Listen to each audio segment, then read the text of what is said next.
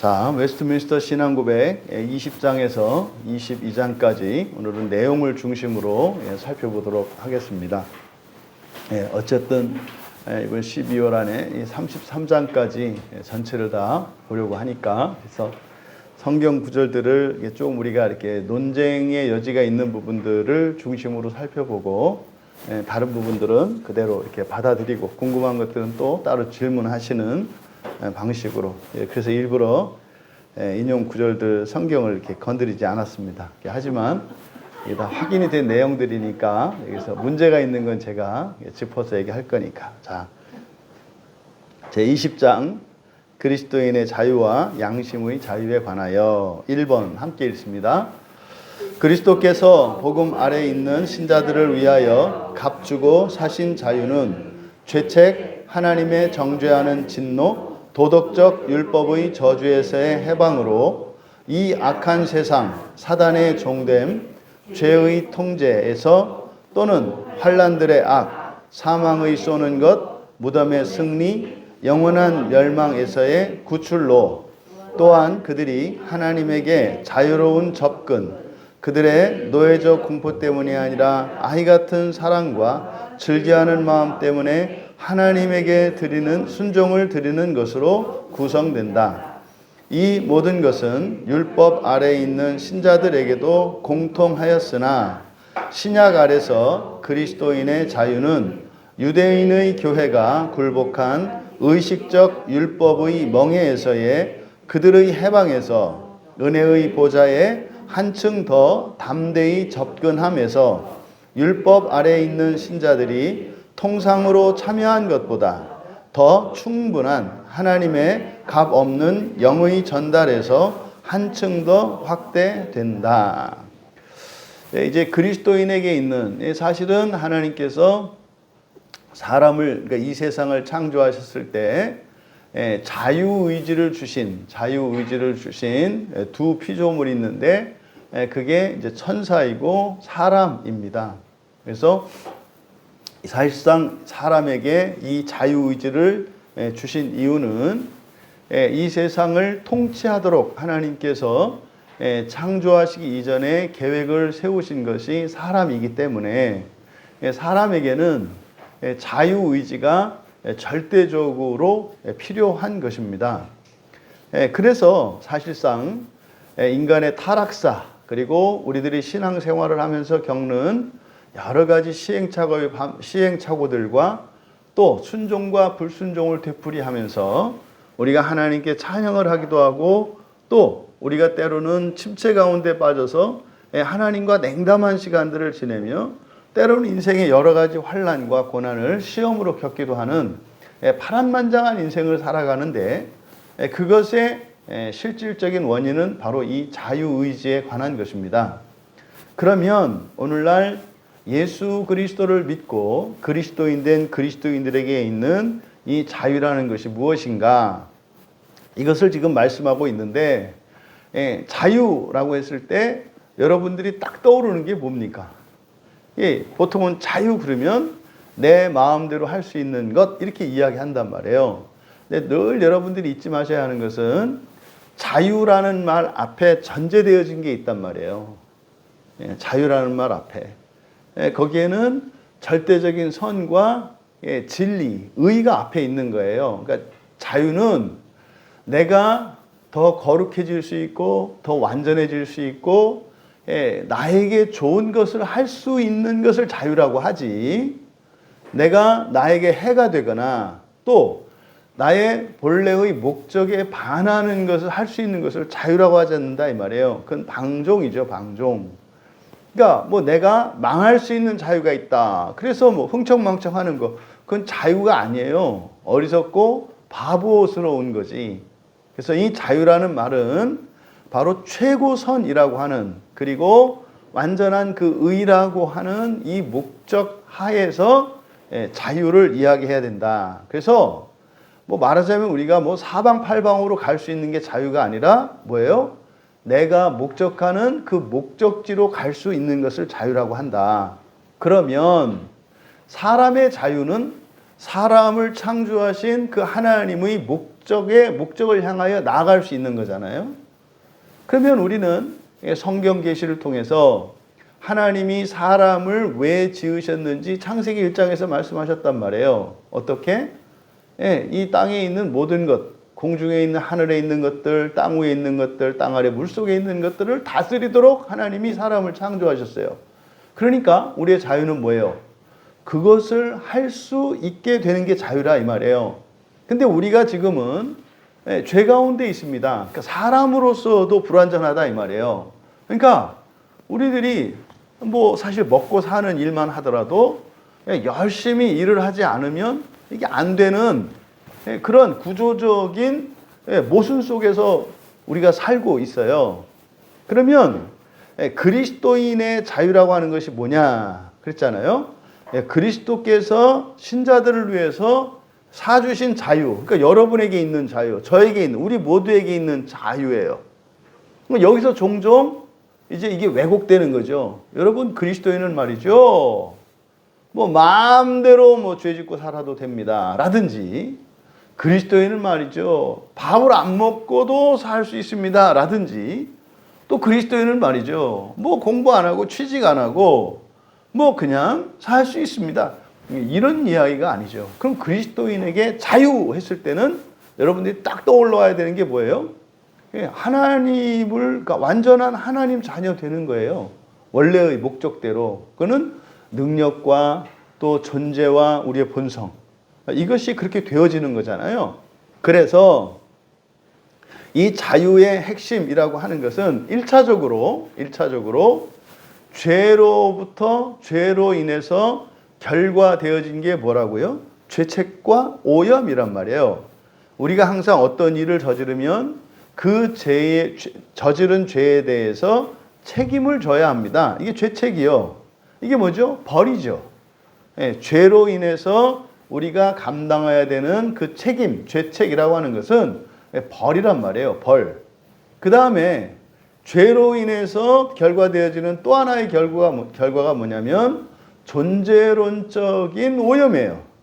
그러니까 죄를 지으면은요, 내가 망가져요. 죄를 지으면. 여러분의 양심도 상하게 되고요. 여러분의 인격도 저하되고요. 우리가 본질적으로 우리 존재 자체에 결함이 더 생긴다고요. 또 고장난다 이 말이에요.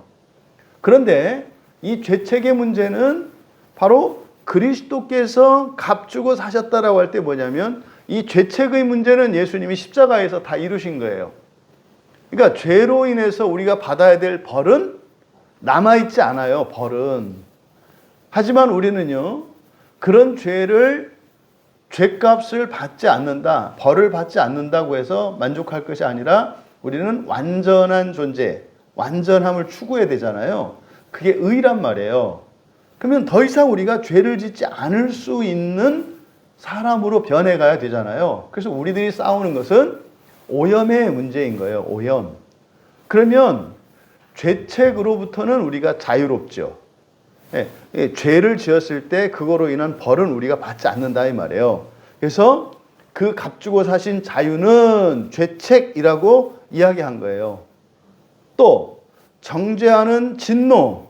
그러니까 부모가 자식에게 화를 내는 것과 하나님이 화를 내는 것과 그냥 내 자식이 아닌 뭐 이렇게 뭐 예를 들어서 아버지의 직업이 재판장인데 재판장으로서 이렇게 그 죄인에게 내리는 어떤 언도하는 법적인 이것은 다르잖아요.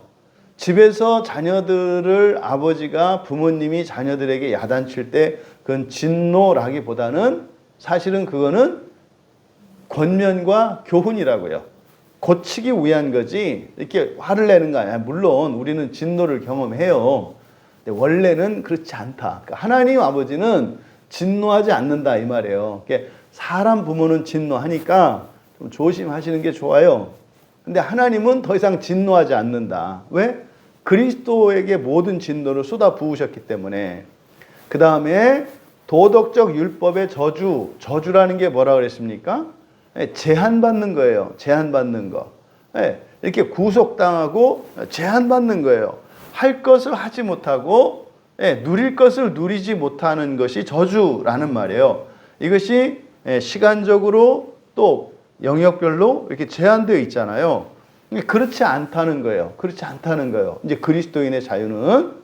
그러면 또 하나, 우리가 위에서 앞에서 얘기했던 이런 죄책이나 하나님의 진노, 율법의 저주라고 하는 것은 사실상 말입니다. 권세가 주권이 이렇게 넘어가는 거예요. 누구에게? 사단에게.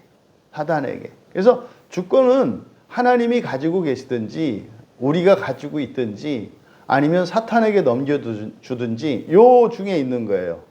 내가 나의 주권을 가지고 있든지 하나님께 의탁하든지 사탄이 가지고 있든지 요 싸움이죠. 그러면 뒤에서 나오는 이 악한 세상에 또는 사탄에 종되는 것으로부터 자유로워. 그러니까 이 자유롭다고 하는 것은 종이 아니다가 아니에요. 스스로 종이 될 수도 있는 거예요. 자기가 찾아가서 종이 될 수도 있다 이 말이에요. 그래서 신자들임에도 불구하고 불신자와 다르지 않은 삶을 살 수가 있잖아요. 그게 왜 자기 자유로 그렇다 이 말이에요. 그러니까 자유로 종이 되는 거죠. 그러니까 우리가 지금은요, 우리의 자유로 하나님의 종이 되잖아요, 스스로. 이 종이 된다고 하는 것은 단순한 주종관계에 얽매이는 것이 아니라 우리의 주권이 아직 온전하지 않기 때문에, 그렇죠? 우리의 인격도 온전하지 않고 우리의 본성 자체도 아직 온전하지 않기 때문에 하나님께 의지한다는 의미죠. 마치 부모의 보호 아래에 있는 어린 자녀와 같이. 그래서 이게 하나님의 종 된다는 뜻이에요. 근데 이거는 자유로 되는 겁니다. 자유로. 다만 여기서 세상과 사탄의 종됨으로부터 자유롭다라고 하는 이것은 내가 원하지 않으면 그렇게 되지 않을 수 있다는 거예요.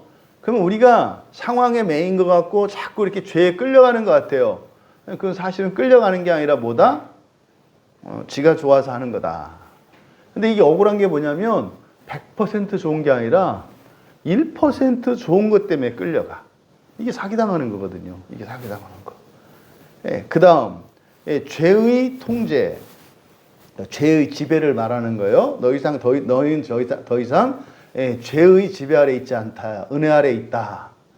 또 환난들의 악, 사망에 쏘는 것, 무덤, 뭐 이런 데서 우리가 자유로울 수 있죠. 그리고 영원한 멸망에서의 구출. 영원한 멸망이 뭡니까? 지옥이잖아요. 지옥에서 반드시 나오는 걸 말해요. 그러니까 지옥에 가지 않는 게 아니에요. 영원히 그 지옥에 있는 것이 아니다. 나온다라고 하는 걸 말하는 거예요. 이것이 이제 실제적인 어떤 자유의 인간으로서, 사람으로서 누릴 수 있는, 그러니까 죄인으로서 누릴 수 있는 자유라고 할 수 있어요. 그러니까 예전과 달라진 거죠. 예수 그리스도의 십자가 사건으로 말미암아서 우리의 어떤 공로와 상관없이 우리에게 선택권이 죠. 이게 사실은 무슨 상태라고요? 칭의된 상태고 아담의 상태예요. 그러니까 우리가 영원히 이런 일을 당하지 않는 게 아니에요. 스스로 화를 자초할 수 있다. 그러니까 이제는요, 원죄로 인한 것이 아니라 자기 자신의 인격적인 선택에 의해서, 그러니까 선택할 수 있다고 하는 거지. 예수를 믿으면 이런 거 없다. 이런 게 이제 그 가장 잘못된 사례가 뭐예요? 내가 예수를 믿으면 귀신한테 물러가라면 무조건 쫓아갈 줄 알고 예수 이름으로 그거 말이 안 된다 이 말이에요. 그렇지 않아요. 그래서 우리들이 이제 아담과 같이 선택할 수 있게 되었다는 것, 이것이 그리스도인의 자유인데, 그러면 그 자유로 본질적으로 아담에게 주셨던 그 자유의 목적이 뭐라고 그랬어요? 사람으로서 완전한 의를 가지게 되면 그가 할 수 있는 것, 그의 목표가 뭐가 되는 거예요? 하나님의 의잖아요. 하나님의 의. 그러면 죄인된 우리가, 죄가 있는 우리가, 그러니까 결함이 있는 거죠. 죄 있다라고 하는 것은 결함이 있는 우리가 하나님의 의를 덧입으려면 은혜를 받아야 되잖아요. 그렇죠? 그럼 은혜의 원천이신 하나님께로 가야 한단 말이에요. 그래서 이 자유의 핵심은 네 번째 줄에서 뭐라 그랬어요? 하나님에게 자유로운 접근, 이게 핵심이에요. 보세요. 오늘 여러분들이 교회에 나올 수 있는 자유가 있다 이 말이에요. 그렇지 않아요? 모든 사람들이 교회에 나올 수 있는 자유가 있어요. 근데요, 나오려고 했는데 못 나왔어요. 왜 그래요? 자유를 다른 데 쓴 거예요. 그러니까 못 나온 게 아니라 사실은 뭐라고요? 안 나온 거라고요. 근데 본인은 어떻게 생각해요? 못 나왔다고 생각해요. 왜요? 그런 사정이 있었거든요. 근데 그 사정이 사실은 못 나오게 하는 게 아니죠. 돈을 안 주니까 안 나오는 거죠. 그렇잖아요. 기도에 매일 나올 때 1억씩 준다 그러면 안 나오겠냐니까요. 예? 한 달만 딱 하면 이번에 22번이 22니까 22억 딱 챙겨가지고 그냥 아파트 하나 딱 사서 그냥 당분간 편히 지낼 수 있잖아요. 그 생각만 해도 겨울이 따뜻해지지 않아요? 그러니까 못하는 게 아니라 안 하는 거라는 사실을 알아야 돼요. 그러니까 우리가요, 하나님의 의를, 그러니까 하나님이 우리를 완전하게 해주셨을 때 그것의 목적은 뭐라고요? 하나님의 의를 추구하는 거라거든요. 근데 보세요. 완전하지 않은 상태에서도 하나님의 의를 추구하지 않는데 우리가 완전해지면 하나님을 추구하겠는가? 이게 어려운 거예요. 우리는 이게 이제 가치가 사실 인간적이고 세상적이고 현실적인 어떤 결핍 필요들이 우리로 하여금 하나님 앞에 나아가게 하는 원인이 되잖아요. 근데 이런 것들이 다 사라졌을 때 순수하게 하나님의 의를 위해서 하나님 앞으로 나아가는 일이 결코 쉽지 않다는 것을 완전하지 않은 나의 지난날의 삶을 통해서도 알 수 있다 이 말이에요. 인간적으로도 현실적으로도 부족해서 하나님께 구해야 되는데 그것도 뻗대고 안 나가고 인심 쓰는 것처럼 나가는 우리. 그러니 아쉬울 거 현실적으로 인간적으로 아쉬울 것이 하나도 없을 때 우리가 나갈 수 있겠는가. 그러니까 여기서 뭐 자유가 하나님한테 나갈 수 있는 자유라고? 그럼 이랬을 때 막 이게 여러분들이 막 감동이 돼야 되거든요. 근데요, 현실적으로 기독교 신앙이 불법이 되었고 박해가 되고 있는 이런 상황들에 있는 성도들에게는 이 말이 어떻게 했어요? 굉장한 감동이 되는 거죠. 굉장한 감동이. 예? 지금 무슬림권이나 또 강성, 지금 뭐 스리랑카 같은 데도 마찬가지잖아요. 강성 불교 국가나 아니면 공산주의 국가나 이런 사람들은요. 그러니까 북한 성도들이 그 지하 성도들이 그러더라니까요. 소리내서 찬송을 부르는 게 소원이었다고. 소리내서. 여러분 생각을 해보세요. 집에서 모여가지고 창문 다 등화가 이제 다 가려놓고 말이에요. 소리를 낼 수 없으니까 입으로만 안에서는 막 외치는데 소리는 내지 못하고 말 못하는 벙어리도 아닌데 말이에요. 그렇게 하면서 서로 입을 보면서 막 눈물을 흘리면서 찬양한다는 거예요. 그러니까 소리를 외치지 못하니까 막 가슴이 뜨거워지는 거예요. 어버버버 소리도 못 내면서 이렇게 입으로만 이 립싱크를 하면서 가사를 음미하면서 찬양하면서 막 손을 들고 소리 못 내고 울고 있는 성도들의 모습을 생각해 보시라고요. 그분들에게 예배당에 나올 수 있는 자유의 가치가 얼마나 큰 건지 그 실감하지 않겠어요? 근데 자유라는 게 주어지고 나면 주어진 사람들에게는 당연한 게 돼버려서 오히려 성가시다니까요. 그렇잖아요? 돈이 없어도 학교 못 가는 애들에게 돈을 보냈더니 이 녀석이 학교 안 가기 위해서 막 코로나 걸리려고 애쓰고 안질 갖다 뭐 비벼가지고 이러잖아요. 학교를 갈 수 있는 게 자유거든요. 근데 자유가 싫어서 어떻게 하면은 이걸 안 나갈까 이렇게 애쓰는. 그게 우리 신앙생활도 마찬가지죠. 여러분들의 그 건강이 허락되어 있고 형편이 허락되어 있어서 예배 나오죠. 지난 주일에 보세요. 우리 박영순 성도님. 예배 또 나오는 일이 기약이 없어요. 체력이 떨어지고 그럼 오다가도 되돌아가야 되는 거예요. 힘이 들면. 그러니까 그런데 뭐 건강한 여러분들이 교회 나오는 게 무슨 자유라고 생각하겠어요? 근데 이제 그게 얼마나 소중한 자유인지 알게 되는 때가 와요. 알게 되는 때가 와요. 그래서 자유의 핵심은 뭐다? 하나님께 접근할 수 있는 자유예요. 여러분이 아무 때나 올 수 있잖아요. 응? 아무 때나 올 수 있잖아요. 뭐 우리 교회가 뭡니까? 외국에 있는 이민교회들처럼, 예? 뭐 그 교회 빌부터도 딱 제한 시간만 예배당을 쓸 수 있는 이런 분들. 뭐 지난 주일에 우리 같이 신대에서 공부했던 목사 하나가 그렇게 서울에서 개척했어요. 예.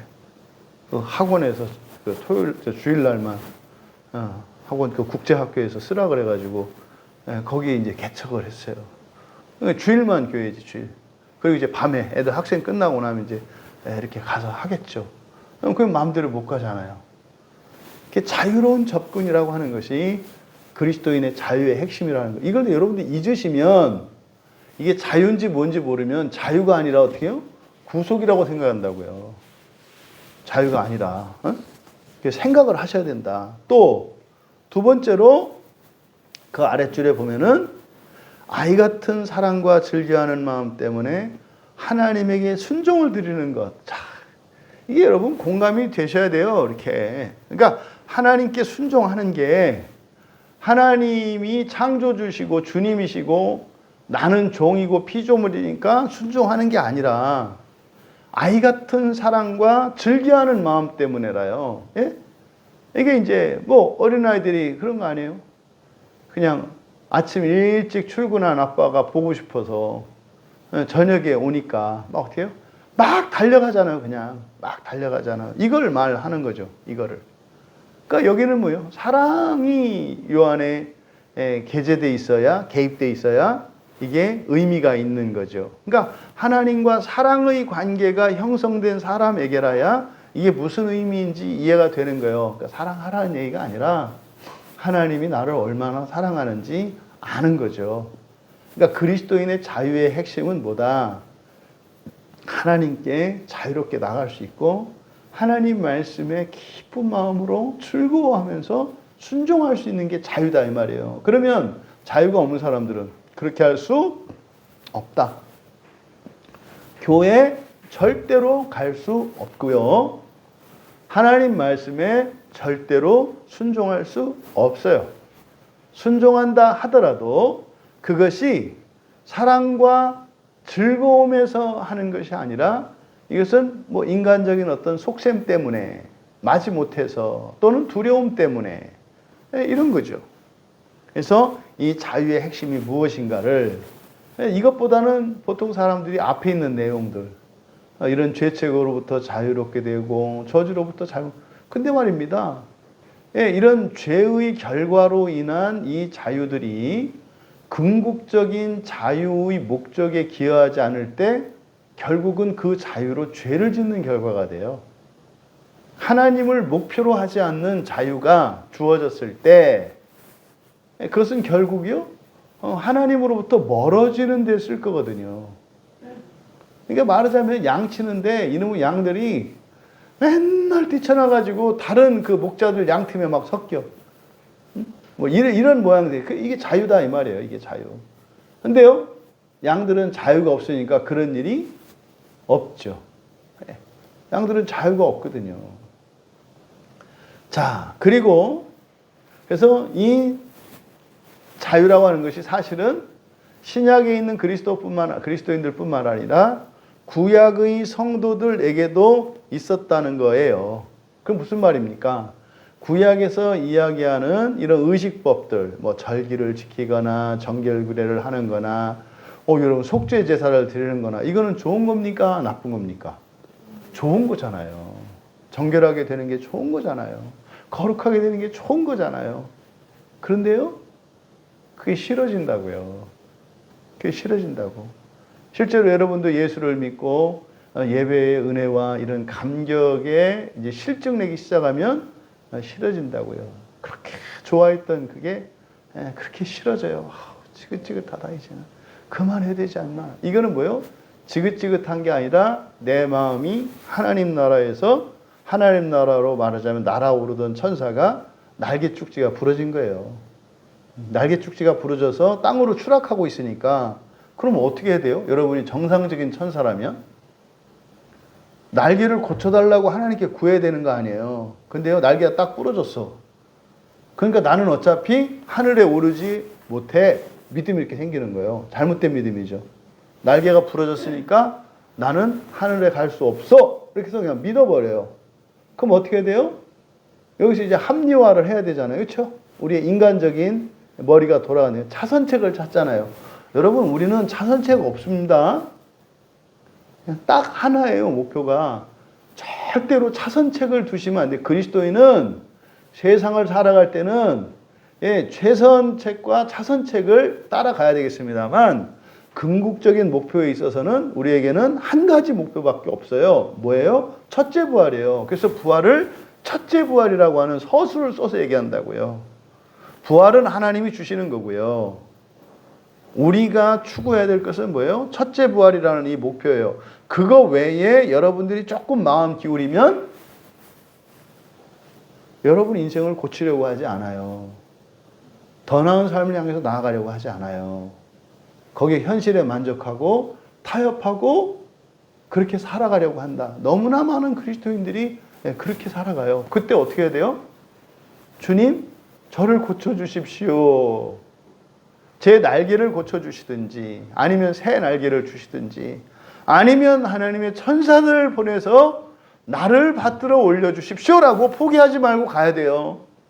근데 세상에서는 자꾸 포기하라고 하고 잘못된 믿음이 안에서 생긴다 이 말이에요.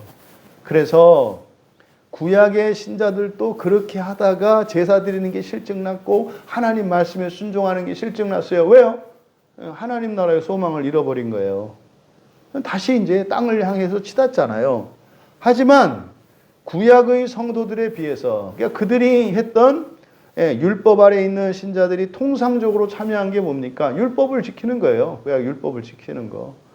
그보다 우리가 훨씬 더 자유롭고 더 하나님께 나아갈 수 있는데 훨씬 더 유익해요. 왜요?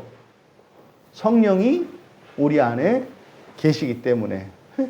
그래서 하나님의 값 없는이라고 하는 말이 사실 이것은 뭐예요? 무한한 값이에요. 무한한 가치를 값 없다라고 할 때 공짜라는 의미보다는 우리가 대가 지불하지 않지만 대가 지불하지 않는 이유가 뭐다? 값이 너무 커서예요. 너무 커서. 그래서 하나님의 무한한 가치예요. 하나님의 무한한 가치의 그 영의 전달, 성령의 교통을 말하는 거죠. 그래서 우리는 성령의 교통으로 사실은요, 교회 나오지 않았을 때도 여러분들 일상 가운데서도 하나님 앞에 나아갈 수 있잖아요. 개인적으로 여러분들이 아무 데서나 기도할 수 있다는 게요, 구약의 성도들은 상상도 할 수 없는 거예요. 상상도 할 수 없는 거예요. 자, 2번으로 갑니다. 2번. 하나님만이 양심의 주이신 바, 그는 양심을 신앙 혹은 예배의 사건들에서 무엇이든지 그의 말씀에 배치하거나 혹은 말씀 밖에 있는 사람들의 교리들과 계명들로부터 자유하게 하셨다. 그래서 양심을 떠나서 이런 교리들을 믿는 것이나 이런 계명들을 순종하는 것은 양심의 참 자유를 저버리는 것이니, 맹종적 신앙과 절대적 맹목적 순종은 양심의 자유와 이성을 파괴하는 것이다. 하나님이 우리에게 자유를 주신 것은 우리가 전인격적으로 하나님과 합치되게 하도록 하시는 거예요. 그러려면 우리가 시행착오를 겪어야 돼요. 거짓 감정에도 시달려 봐야 되고, 이런 잘못된 판단도 해봐야 되고, 또 우리의 지성의 오류에 의해서 착각도 해봐야 돼요. 그렇게 하면서 내가 착각한다는 거, 내가 거짓 감정을 가지고 있다는 거, 잘못된 의지를 가지고 있다는 것을 깨닫고 그 부분들을 하나님께 고쳐주시도록 도와주시도록 기도하고 구할 때 하나님의 도우심의 은혜를 경험함으로써 사랑이 생겨요. 그 과정에서 우리가 점점 하나님을 닮아서 완전해져 가요. 이게 하나님의 의를 입는 거잖아요. 이게 하나님으로서뿐만 아니라 사람으로서도 점점 그렇게 돼 간다 이 말이에요. 그래서 사실 기독교인이 될 때요, 맨 처음에 반드시 기독교인들에게, 특히 우리나라 그리스도인들에게 맨 처음에 강조해야 되는 게 뭐냐면 마음대로 해도 돼요 입니다. 마음대로 해도 돼요. 마음대로 해도 돼요. 마음대로 해도 된다는 것은 생각을 마음대로 한다는 게 아니에요. 선택과 실천에 있어서예요. 성경에서 가르치는 바가 있잖아요. 성경을 진리로 믿어요. 그렇죠? 성경을 진리로 믿어. 근데 교회에서 목사님이 성경을 설교하고 성경을 가르쳐. 그럼 기준들이 생기잖아요. 근데 어떤 건 내가 받아들이고 싶고 어떤 거는 받아들이고 싶지 않잖아요. 근데 성경이 진리라고 하는 것은 믿어야 돼요. 근데 내가 인격적으로 동의되지 않을 수 있잖아요. 그럴 때는 어떻게 해요? 말 안 듣고 불순종해도 된다 이 말이에요. 그래서 자기의 자유에 의해서, 양심의 자유에 의해서 순종을 하냐 불순종이냐 중요한 게 아니에요. 그보다 더 중요한 게 뭐예요? 자기가 인격적으로 양심의 자유에 의해서 해봐야 한다 이 말이에요. 불순종을 하면 어떻게 될까요? 써요, 맛이. 괴로움을 겪거든요. 한 번, 두 번 불순종하면 어떻게 되겠어요? 자기가 확실히 알아요.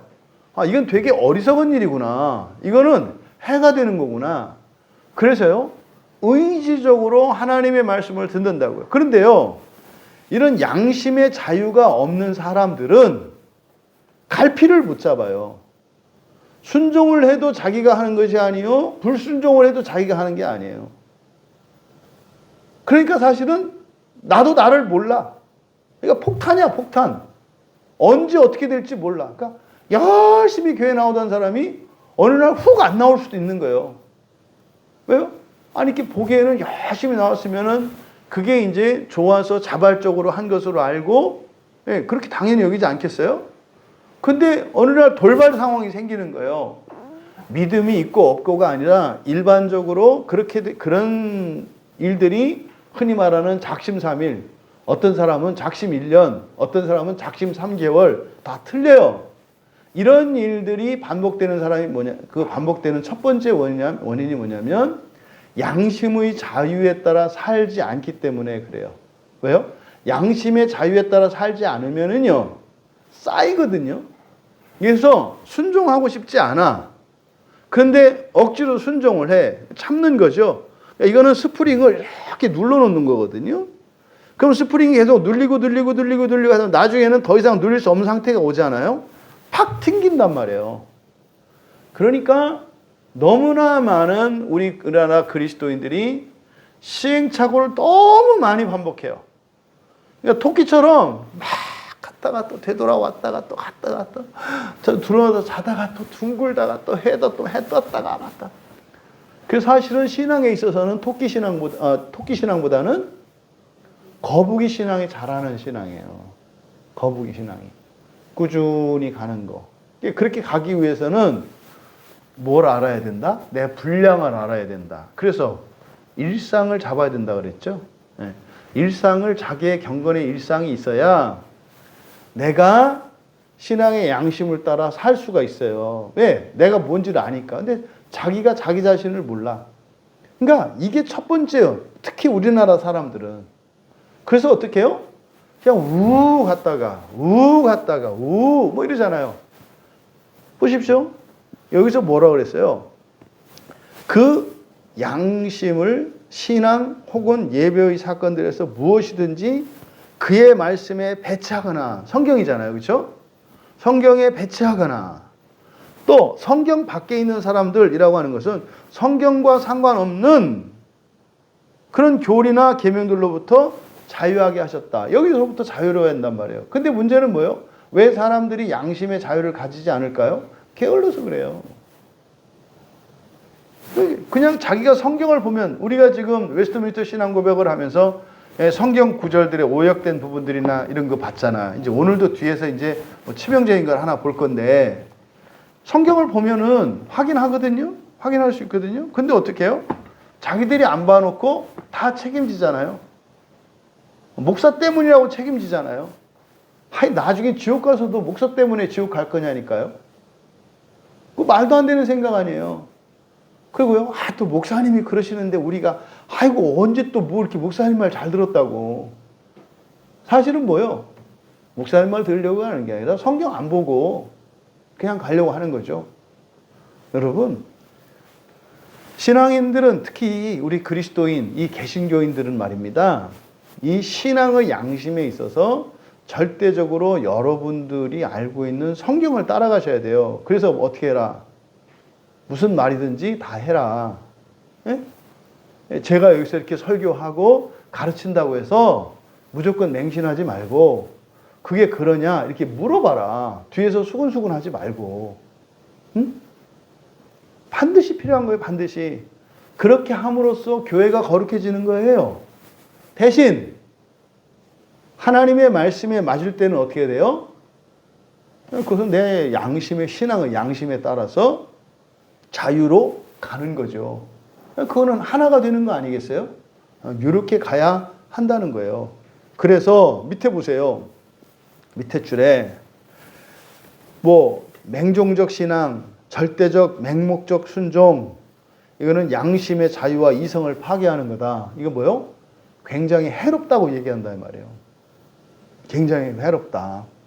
여러분, 여기서요, 맹종적, 절대적 이런 것들은, 이런 신앙과 이거는요, 이렇게 따라가는 것을 저게 아니라 자기가 믿는 바 신앙의 원리와 상관없이, 기준도 없이 가는 걸 말하는 거예요. 그러려면 이런 기준을 가지려면 어떻게 되겠어요?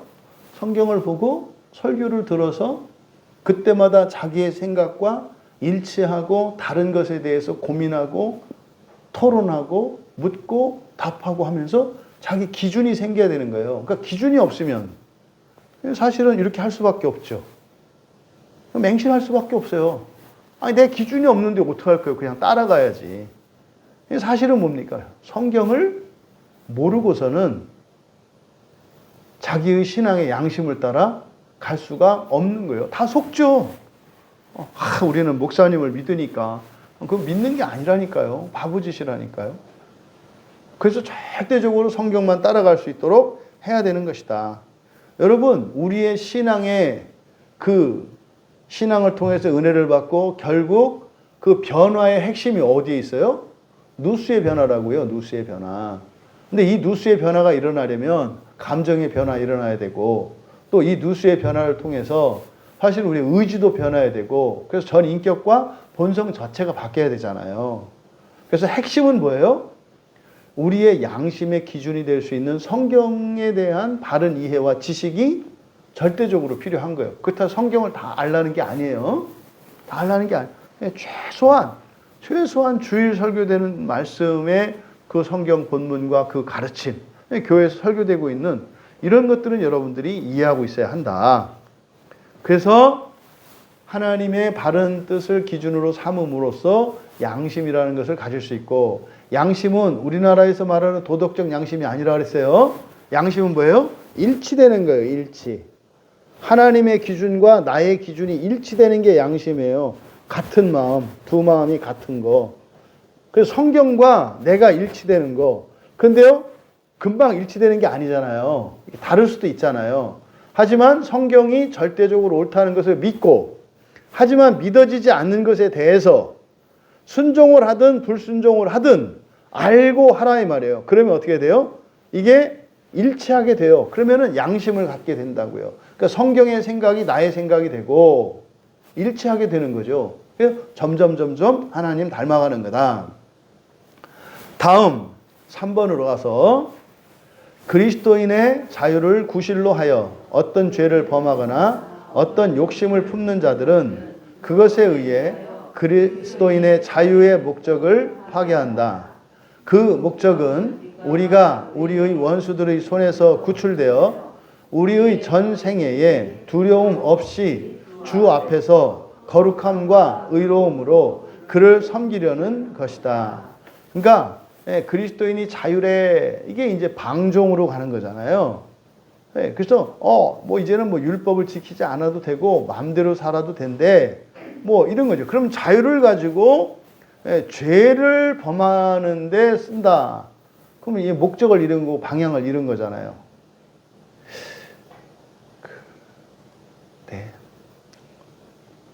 그 목적은 뭐다? 첫째 부활이다. 첫째 부활이다. 이렇게 이해하시면 돼요. 여기서 의로움으로 그를 섬기려는 것이다. 섬기는 게 뭡니까? 예? 하나님을 주님이 섬기러 오셨어요? 섬김을 받으러 오셨어요? 섬기러 오셨잖아요. 여기서 그래서 하나님을 섬기는 것은 세상을 섬기는 거예요. 세상을. 예? 어린아이를 섬기는 거고, 그죠? 가난하고 힘없는 나그네들을 섬기는 거고, 이게 하나님을 섬기는 거예요. 그래서 그리스도인의 자유는 예전에는 내가 가까이 하고 싶지 않았던 사람들, 이런 사람들의 장벽이 허물어지는 거예요. 그리고요, 섬길 수 있게 되는 거예요.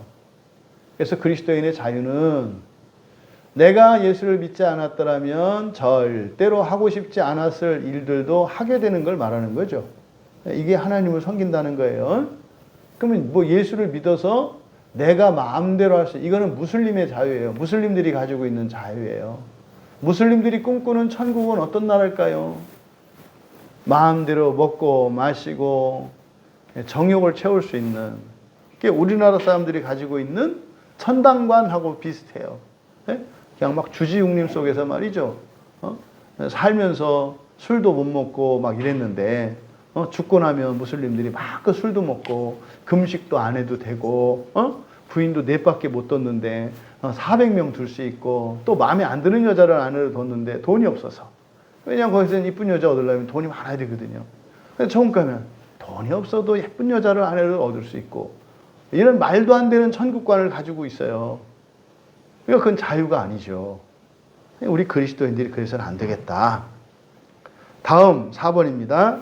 하나님이 제정하신 권세들과 그리스도가 값주고 사신 자유는 파괴하는 것이 아니라 피차에 서로 지지하며 보존하는 것이 하나님에 의해 의도되는 것이므로 그리스도인의 자유를 구실로 하여 국가적이나 교회적인 합법적 권세 또는 그것의 합법적 행사에 반대하는 자들은 하나님의 규례에 반항하는 것이다.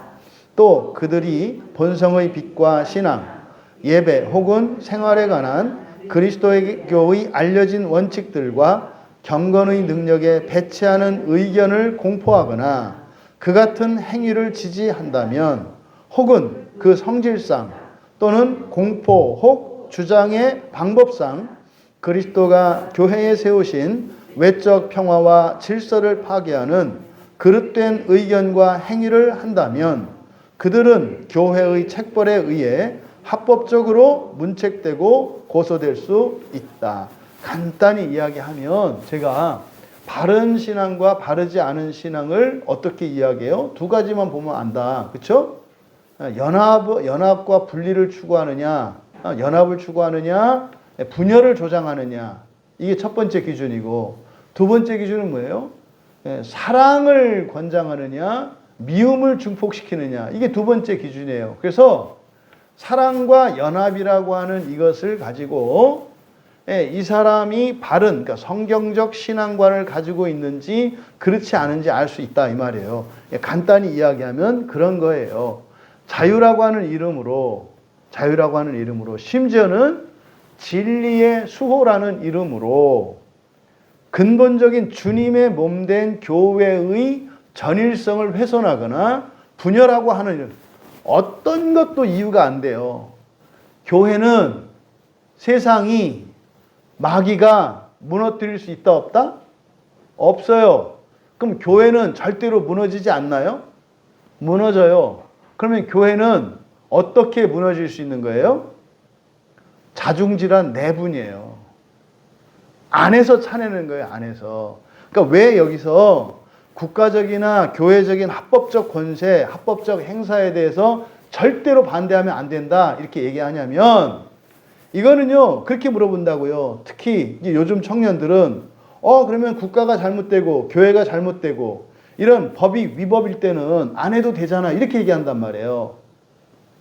그러니까 이게 구원을 모르기 때문에 그러는 거예요. 만약에 국가의 법이 지금 잘못으로 집행되고 있어, 또 교회에 문제가 있어, 권세는 합법적인 권세인데 부정부패로 타락했어, 이랬을 때도 어떻게 해야 된다는 거예요? 거기에 순종해야 된다는 거예요. 그럼 여기에 약속이 있는 거예요.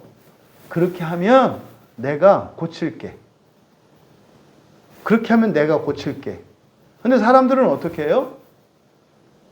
그런 불편과 해를 입으면서 하나님이 하실 때를 기다리는 게 아니라 우리가 할게요 이런단 말이에요.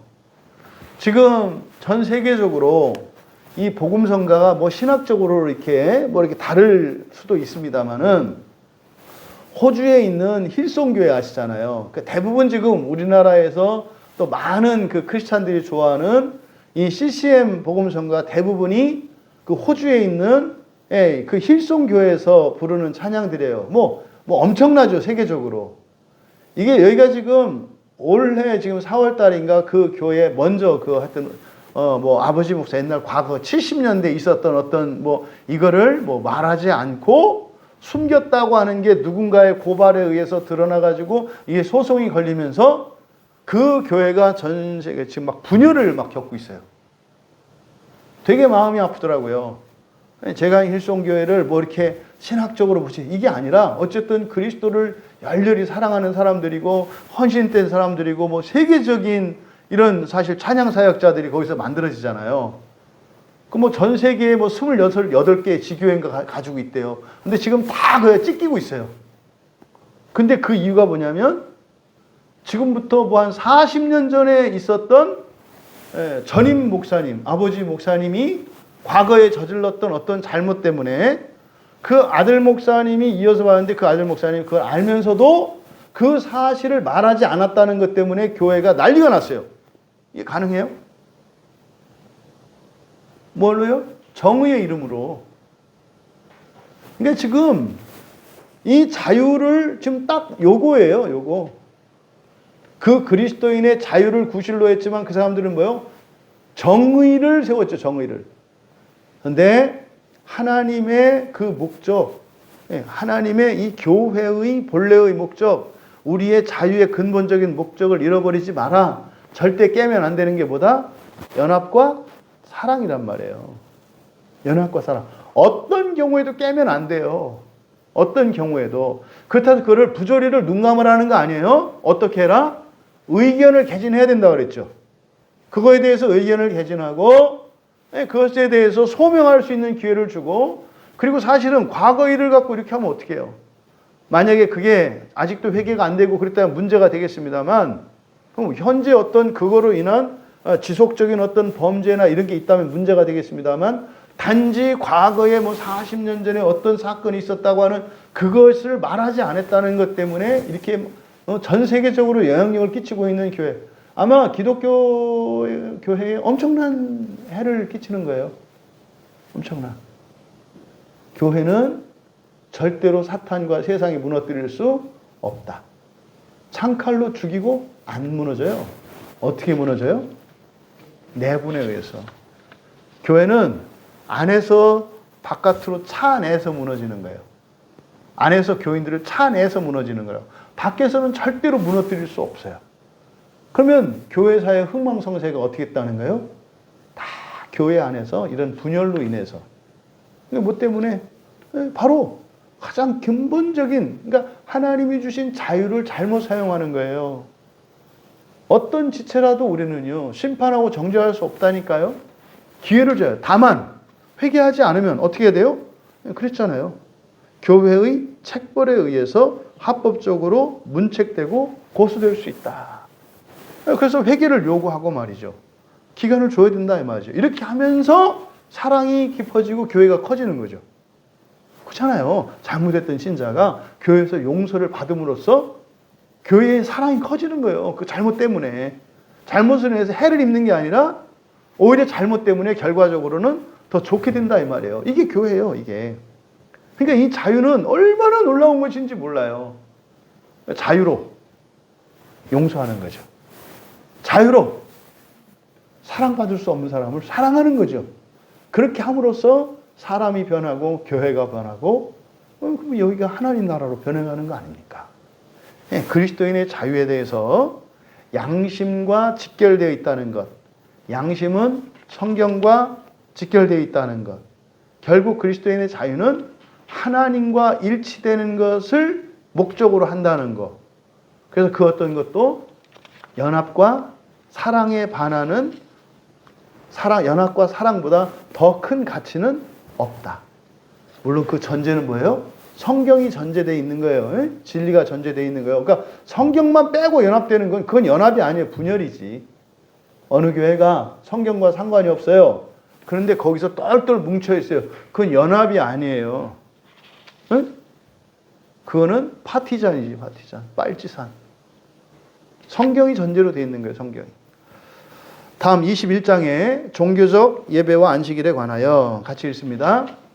자연의 빛은 만물의 통치권과 주권을 가지시고 또 선하시어 만물에게 선을 행하시며 따라서 마땅히 마음을 다하고 목숨을 다하고 힘을 다하여 경외하고 사랑하고 찬송을 드리고 사정을 아뢰고 신뢰하고 섬겨야 될 하나님이 계시다는 것을 보여준다.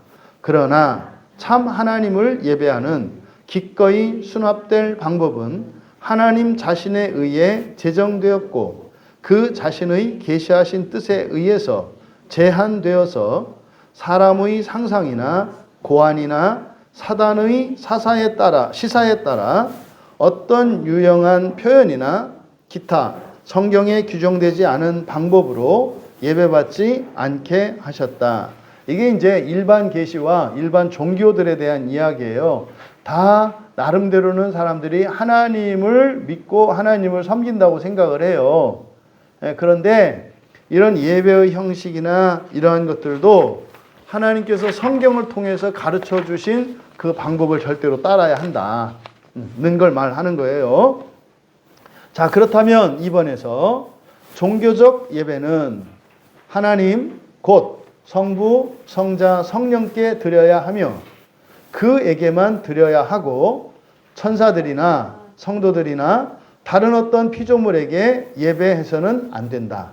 또 타락 이후에는 중보가 없지 않으나 다른 어떤 이의 중보를 통해서는 예배할 수 없고 오직 그리스도의 중보를 통해서만 예배한다. 지금 여기 있는 내용들을 이제 다분히 여러분들이 당시의 구교, 천주교, 로마 캐톨릭에서 하고 있는 잘못된 것들이 지금 염두에 있어요. 그러니까 지금 여기서 맨 끝에서 다른 어떤 이의 중보를 통해서는 예배할 수 없다 할 때 이 다른 어떤 이가 누구겠어요? 사제들이란 말이에요. 사제들. 천주교의 사제들에 의해서만 예배가 드려지잖아요. 이걸 말하는 거예요. 또 천사나 성도들이나 다른 어떤 피조물들에게 예배해서는 안 된다. 이게 뭐냐면 천사 숭배에 대한 이야기고요. 천사 숭배 사상이 있단 말이에요. 저 캐톨릭에는.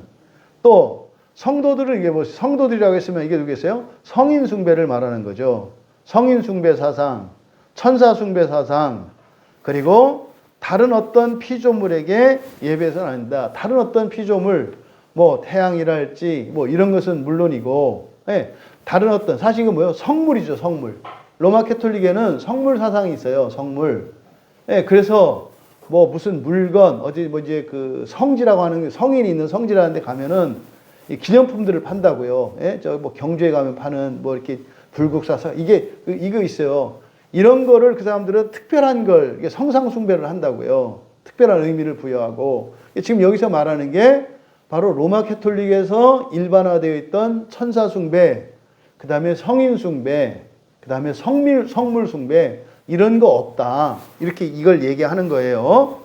그래서 타락 이후에 중보가 없지는 않으나 이 중보는요 사실상 하나님과 우리 사이에 세운 이 세상에 세운 중보적 기관은 교회 하나밖에 없어요. 교회. 근데 이 교회도 그리스도의 중보에 의해서 교회가 되는 거죠. 그래서 우리의 진정한 중보자는 그리스도 한 분이세요. 절대적인 중보자는 그리스도 한 분이세요. 그렇다 그래서 여기서 얘기하는 교회나 목회자나 이런 직분을 무시해서는 안 되는 거예요. 다분히 지금 여기서는 로마 캐톨릭에 있는 아까 말씀드린 세 가지 천사 숭배, 성인 숭배, 성물 숭배에 대해서 잘못된 거다라고 하는 것을 얘기하는 거다. 그 다음 3번에 감사를 함께하는 기도는 종교적 예배의 한 특별 부분이나 하나님이 모든 사람에게 요구하신다. 이게 지금 예배가 무엇으로 구성되어 있는지를 얘기하는 거예요, 지금. 예. 그리고 기도가 수납되기 위하여 성자의 이름으로 그의 성령의 도우심에 의해 그의 뜻에 따라서 이해, 순경, 겸손, 열심, 신앙, 사랑, 견인으로 할 것이며 소리내어 기도할 때는 잘 알려진 언어로 할 것이다. 이게 이제 랄라리 방언이나 뭐 이런 이제 신비주의적인 그런 것들을 배제하는 거죠. 그러니까 조심할 것은 그런 것 자체를 금할 필요는 없어요. 왜냐하면 방언의 핵심은 하나님의 언어라고 했잖아요. 그래서 이 언어라고 하는 것이 소통의 목적이거든요. 사람들에게 사용할 때는 사람이 알아들을 수 있는 말을 해야 되잖아요. 근데 그게 사용하는 단어나 개념들, 이게 성경적인 것, 이게 진정한 방언이다. 근데 성경 안에는 실제로 알아들을 수 없는 이상한 방언에 대한 언급이 많지는 않지만 있단 말이에요. 그걸 그냥 뭐 이렇게 완전히 잘못된 것으로 말할 필요는 없다. 근데 그건 뭐 큰 유익은 없거든요, 실제로. 중요한 건 성경의 말을, 성경을 통해서 내가 하나님의 언어를 갖는 거, 이거는 랄라리 방언이나 이런 게 아니라 뭐예요? 한국말을 하더라도 한국말로 하나님의 말을 할 수 있어야 되고, 영어를 사용하는 사람이라면 영어를 가지고도 하나님의 말을 할 수 있어야 되는 거죠. 이게 중요하다. 그래서 예배의 한 특별한 부분에 기도가 들어간다. 그래서 예배할 때 우리 어떻게 해요? 우리 교회에서 지금 제가 대표 기도를 하잖아요. 맨 앞에. 그렇죠? 예배의 순서에 들어가잖아요. 왜 그게 들어가야 하는지 성경적인 근거가 있는 거다라고 얘기를 한 거예요. 그 다음 4번. 기도는 합법적인 사물들을 위하여 또는 살아있는 모든 사람들이나 앞으로 출생할 사람들을 위해서 할 것이요. 죽은 자를 위해서나 사망에 이르는 죄를 범한 줄로 알려진 자들을 위해서 할 것은 아니다. 지금 4번의 이 내용은 당시 로마 교회의 어떤 폐단을 염두에 두고 있는 것처럼 보이세요? 면죄부와 연옥 중보, 이 뭡니까? 죽은 사람들을 위해서 하는 연도나 연보, 이걸 지금 염두에 두고 있는 거예요. 그래서 기도를 지금 뭔가요? 지금 죽은 사람들에 대해서는 뭐 해라? 신경 쓰지 말라고 얘기를 하는 거죠. 이게. 근데 뭐라 했어요? 앞으로 출생할 사람들 위해서는 하라 그랬죠. 그럼 한번 물어볼게요, 여러분. 앞으로 출생할 사람과 출생했지만 지금 죽어서 영혼이 이 세상에 없는 사람들이 누가 더 확실한 사람이에요? 어쨌든 한번 태어났던 사람이 더 확실한 사람이잖아요. 왜? 태어난 사람은 존재하잖아요. 그 태어날 사람은 사실은 불확실해요. 누군지도 몰라. 말은 할 수 있지. 앞으로 우리 집에 태어날 많은 후손들 말을 할 수 있는데 이거는 구체적이지 않죠. 그잖아요. 근데 그보다는 이 땅에 태어나서 살다가 돌아가신 분들은 지금도 살아있잖아요. 죽지 않았다니까요. 몸이 죽어 있는 거지. 살아있다니까요. 실존한다니까요.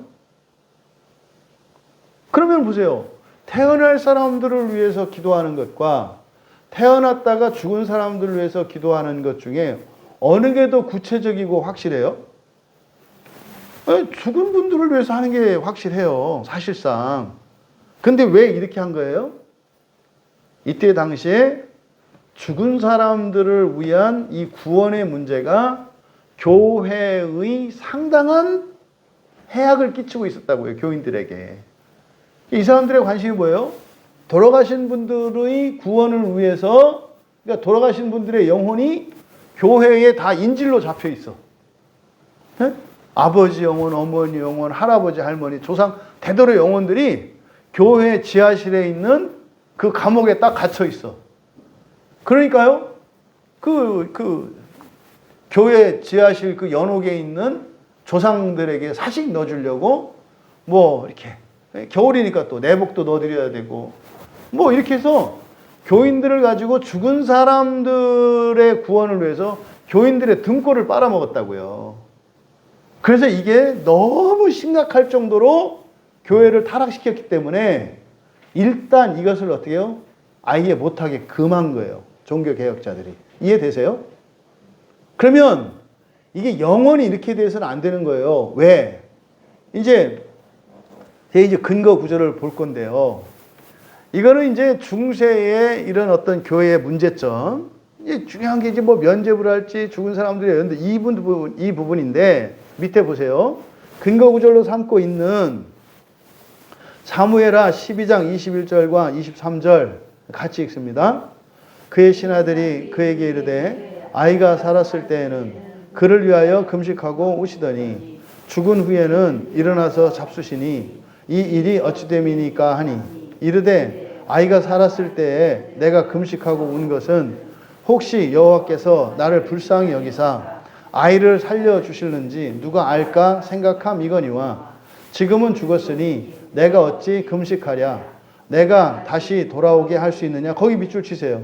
내가 다시 돌아오게 할 수 있느냐. 나는 그에게로 가려니와 그는 내게로 돌아오지 아니하리라 하니라.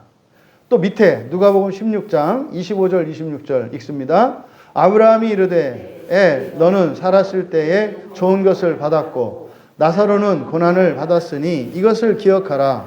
이제 그는 여기서 위로를 받고 너는 괴로움을 받느니라. 그뿐 아니라 너희와 우리 사이에 큰 구렁텅이가 놓여 있어 여기서 너희에게 건너가고자 하되 갈 수 없고 거기서 우리에게 건너올 수도 없게 하였느니라. 지금 이거를 죽은 사람들을 위해서 기도하지 말아야 하는 근거 구절로 이때 당시에 그 모였던 신학자들이 근거 구절로 사용한 거예요. 그런데 이 사무엘하 12장의 이 말씀, 이제 다윗이 죽은 아들을 위해서, 사실 죽으려고 하는 아들을 위해서 살려달라고 막 기도하다가 죽었단 말이에요. 네, 그래서 멈췄을 때 죽었기 때문에 기도를 멈춘 게 아니라 아까 어디 밑줄 치라고 그랬어요? 네, 다시 돌아오게 할 수 없다. 다시 말해서 죽은 자를 기도로 다시 살릴 수는 없다는 이야기예요. 그러니까 죽은 아이는 살릴 수 없다. 하나님은 하실 수 있지만 그걸 죽은 사람을 살려달라고 기도할 내용은 아니다. 그럼 그럴 필요도 없잖아요. 뭐 죽었다 다시 살아면 또 죽을 건데 뭐 그때 또 살려달라고 할 거예요? 사실은 우리가 기도해야 될 내용은 뭐예요? 죽은 사람 살려주세요가 아니라 둘째 사망의 해를 입지 않도록 기도해야 되는 거잖아요. 그러니까 이거는 죽은 사람을 위해서 기도하지 말라는 내용이 아니에요. 죽은 사람을 뭐 해달라고? 살려달라고 하지 마라. 살려달라고 할 것은 아니다라는 내용이잖아요. 또 누가복음 16장은 우리가 누가복음 강의할 때 여기서 이제 그 낙원과 지옥에 대한 이야기예요. 이게 여기는 이 누가복음 16장은 성경에 죽은 사람이 죽은 뒤에 흔히 그런 얘기 하잖아요. 죽어봤어? 이런 얘기 하잖아요. 그러니까 죽은 뒤에 일어나는 일을 기록해 놓은 아주 희소본문이에요. 그래서 누가복음 16장, 이건 비유가 아니에요. 비유가. 왜 비유가 아닌 줄 아느냐? 이름을 사용하고 있기 때문에. 비유에는 사람의 이름을 쓰지 않아요. 그래서 그 부자와 부잣집 앞에 있던 그 나사로, 이 거지가 죽어서 간 이것은 특별한 계시예요. 죽음 뒤에 인생이 끝나는 게 아니다. 죽음 뒤에 인생이 끝나는 게 아니다. 여기에서는 뭐예요?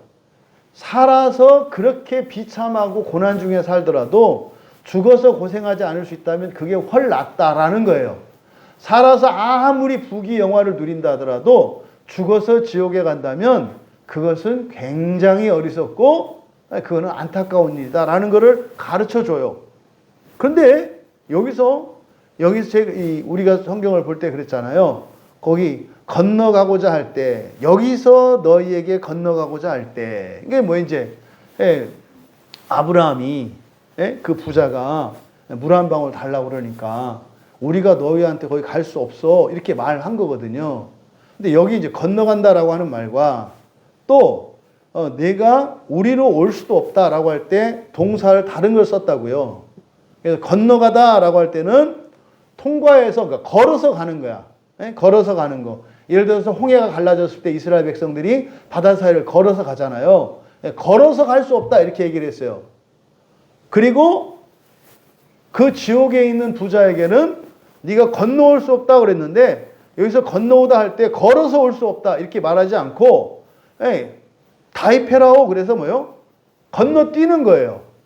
그러니까 이게 이 성경에서 사용되는 이 단어가 어디서 사용되냐면 바다를 건널 때 배 타고 건널 때 이 말을 써요. 그러니까 지옥에 들어간 사람은요. 지옥의 고통을 건너뛰어서 그냥 이렇게 안전하게 오는 법은 없단 말이에요. 어떻게 나와야 돼요? 반드시 불속을 걸어서 와야 돼요. 걸어서. 그리고요. 이쪽에서는 저쪽으로 완전히 갈 수 없는 것은 아니에요. 근데요. 걸어서 가지는 않아요. 다시 말해서 이쪽에서 지옥으로 갈 때 낙원에서 지옥으로 갈 때 지옥불을 막 겪으면서 가는 게 아니라 어떻게 해요? 겪지 않고는 갈 수 있다라고 하는 암시가 숨어 있다고요. 왜 이렇게 얘기할까요? 예수님이 죽으셔서 지옥에 내려가셨죠. 그때 예수님이 지옥에 가실 때 지옥불을 뚫고 이렇게 가신 게 아니에요. 전혀 지옥의 해를 입지 않고 이렇게 가셨다가 오신 거지. 지옥의 해를 입으신 분이 아니다 이 말이에요. 그래서 이 사건을 염두에 두고 있다고. 그래서 이 누가복음 16장의 이 아브라함과 부자의 대화 속에서 사실은 그러니까 그러잖아요. 신자도 죽어서 지옥 갑니다 할 때 그래서 지옥이 영원히 못 나온 데가 아니라 통과해서 와야 되는 거예요. 마치 가나안 땅 애굽 땅에서 출애굽한 이스라엘 백성들이 가나안에 도착하기까지 어디를 지나가요? 광야를 지나가잖아요. 그 고난 연단의 기간을 지나잖아요. 마치 그게 지옥과 같은 거예요. 걸어서 가야 된단 말이에요. 그 뛰어넘는 법 없다 이 말이에요. 이게 누가복음 16장의 말씀의 의미거든요. 그러니까 이거는 사무엘하의 이 다윗의 사건이나 누가복음 16장에 있는 이 부자와 죽은 거지 나사로에 대한 그 사후 세계, 음부 세계에 있었던 이 기록을 통해서 죽은 사람을 위해서 기도하지 말아야 될 것으로 근거 삼을 수 있는 성경 구절은 아니다. 오히려 죽은 사람을 위해서 우리가 할 수 있는 것은 가장 할 수 있는 것은 뭐라 그랬어요? 회개라 그랬잖아요. 회개. 죽은 사람을 위해서 우리가 아무것도 못하는 게 아니라 회개할 수 있다니까요. 그거에 대한 성경적 근거가 뭐라 그랬어요? 레위기 16장의 대속죄 제사. 레위기 16장의 대속죄 제사에서 대속죄 제사, 1년에 한 번 드리는 대속죄 제사는 이스라엘 공동체 전체의 죄를 속죄하는 제사예요. 그때 죽은 선조들 모두가 포함이 된다고요. 대속죄 제사의 속죄의 대상이. 그러면 신학적으로 돌아가신 분들을 위해서 우리가 할 수 있는 것은 사실은 뭐예요? 회개예요, 회개. 근데 회개에는 기도가 꼭 들어가죠. 그러니까 죽은 사람을 위해서 기도한다고 하는 그건 뭡니까? 죽은 사람을 생각을 해서 여러분들이 더 회개하라는 얘기예요. 그러니까 여러분들이 원죄로 인해서 여러분이 조상들이 가지고 있었던 어떤 집안에 흐르는 아주 뿌리 깊은 죄가 있어. 저 집안 어떤 집안이야 하는 거 있잖아요. 낙인 찍히는 거. 아우 저 집 사람들은 이래라는 거 있잖아요. 그게 그 집안에 흐르는 원죄예요. 그 집안마다 있잖아 이렇게. 그 죄가 똑같은 죄거든요. 한 뿌리예요. 그래서 그 죄가 나에게 회개되면 그 죄가 어떻게 해요? 끊긴다고요. 그러면 그 죄로 인해서 고통당하고 있던 여러분들의 조상들에게 동일한 회개의 효과가 일어난단 말이에요. 왜? 우리가 피로 한 몸이니까. 그래서 죽은 자를 위해서 기도를 금한 것은 당시에 로마 교회 안에 있는 아주 극심한 폐단 때문에 일시적으로 중지시켰지만, 그래서 여기에 인용한 성경 구절들을 보면 이게 성경적으로 죽은 사람들을 위해서 기도를 금지시킨 게 아니라 당시 역사적인 배경 하에서 이런 부정을 바로잡기 위해서 일시적으로 중단시킨 거였구나 라는 것을 알 수 있다 이 말이에요. 그러면은요, 밑에 요한일서 5장 16절 볼까요? 누구든지 형제가 사망에 이르지 아니하는 죄 범하거든, 범하는 것을 보거든 구하라. 그리하면 사망에 이르지 아니하는 범죄자들을 위하여 그에게 생명을 주시리라. 사망에 이르는 죄가 있으니 이에 관하여 나는 구하라 하지 않노라. 이거를 또 이제 이렇게 죄를 지은 사람들, 그러니까 사망에 이르는 죄를 지은 사람들을 위해서는 기도하지 마라. 이렇게 이제 얘기를 하거든요. 근데 여기에 사용된 말이 달라요. 먼저 사망에 이르지 아니하는 죄라는 게 뭘까? 사실은 일단은 이건 구약적 배경을 가지고 있어요. 구약의 율법에 따르면 돌로 쳐서 죽여야 되는 죄 있거든요. 용서받지 못할 죄. 그러니까 이거는 회개하지 않으면은 이거는 쳐서 죽여야 되는 거예요. 그러니까 그런 죄, 신성 모독한다든지, 부모에게 부모를 치거나 욕하거나 형제를 저주하거나 뭐 이런 율법의 사형에 해당하는 죄들 있잖아요. 그런 죄가 아닌 다른 죄를 범하는 것을 보거든 구하라. 이거 구하라가 아이테오예요. 아이테오. 아이테오가 뭡니까? 이 간구하는 거죠. 필요를 구하는 거죠. 그러니까요. 필요를 위해서 구하라 그랬으니까 이건 필요가 채워진다 안 채워진다? 채워진다는 뜻이에요. 그런 거에 대해서는 도와주실 거야. 도와주실 거야. 구하면 들어주실 수도 있어. 이 얘기예요. 그런데 사망에 이르는 죄예요. 사망에 이르는 죄가 있으니 이에 관해서 나는 구하라가 앞에 구하라가 아니에요. 여기는 에로타오 물어보는 거예요. 질문하는 거예요. 질문. 물어보는 거. 그러니까 이런 거죠. 살인을 밥 먹듯이 해, 어떤 사람이. 그러면은요. 그 사람을 위해서 기도해야 되나요? 라고 누군가가 저한테 물어봤어요. 물어보지도 말란 말이에요. 물어볼 필요 있어요? 없어요? 그 사람은 지옥 가야 돼요? 말아야 돼요? 가는 게 그 사람한테 이로워요. 왜? 지옥의 고통을 당해야 이 사람은 회개를 하니까. 고통 안 당하는 게 선한 게 아니에요. 벌을 받아야 될 사람 받아야 된다니까요. 그러니까요.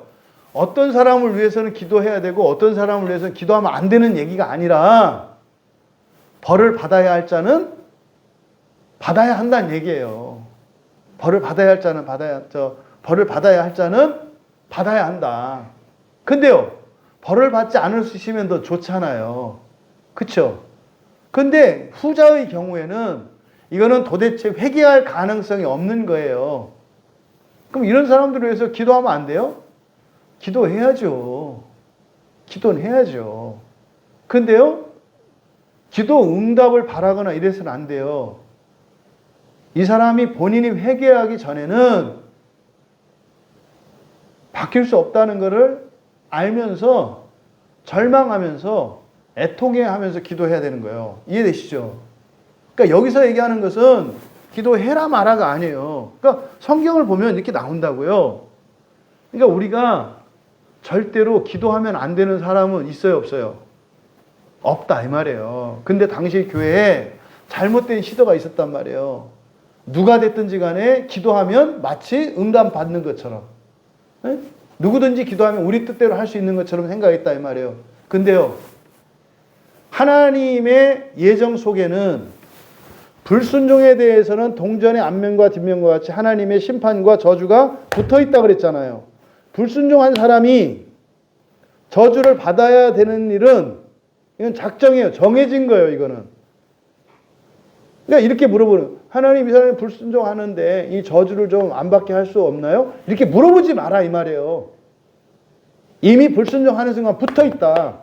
그러면 그렇게 물어볼 게 아니라 어떻게 해야 돼요? 회개할 수 있도록 회개의 영을 부어주십시오라고 기도해야 되는 거지. 혹시 그 벌을 좀 면할 수 있을까요? 라고 묻지 말라고 지금 얘기를 한 거지.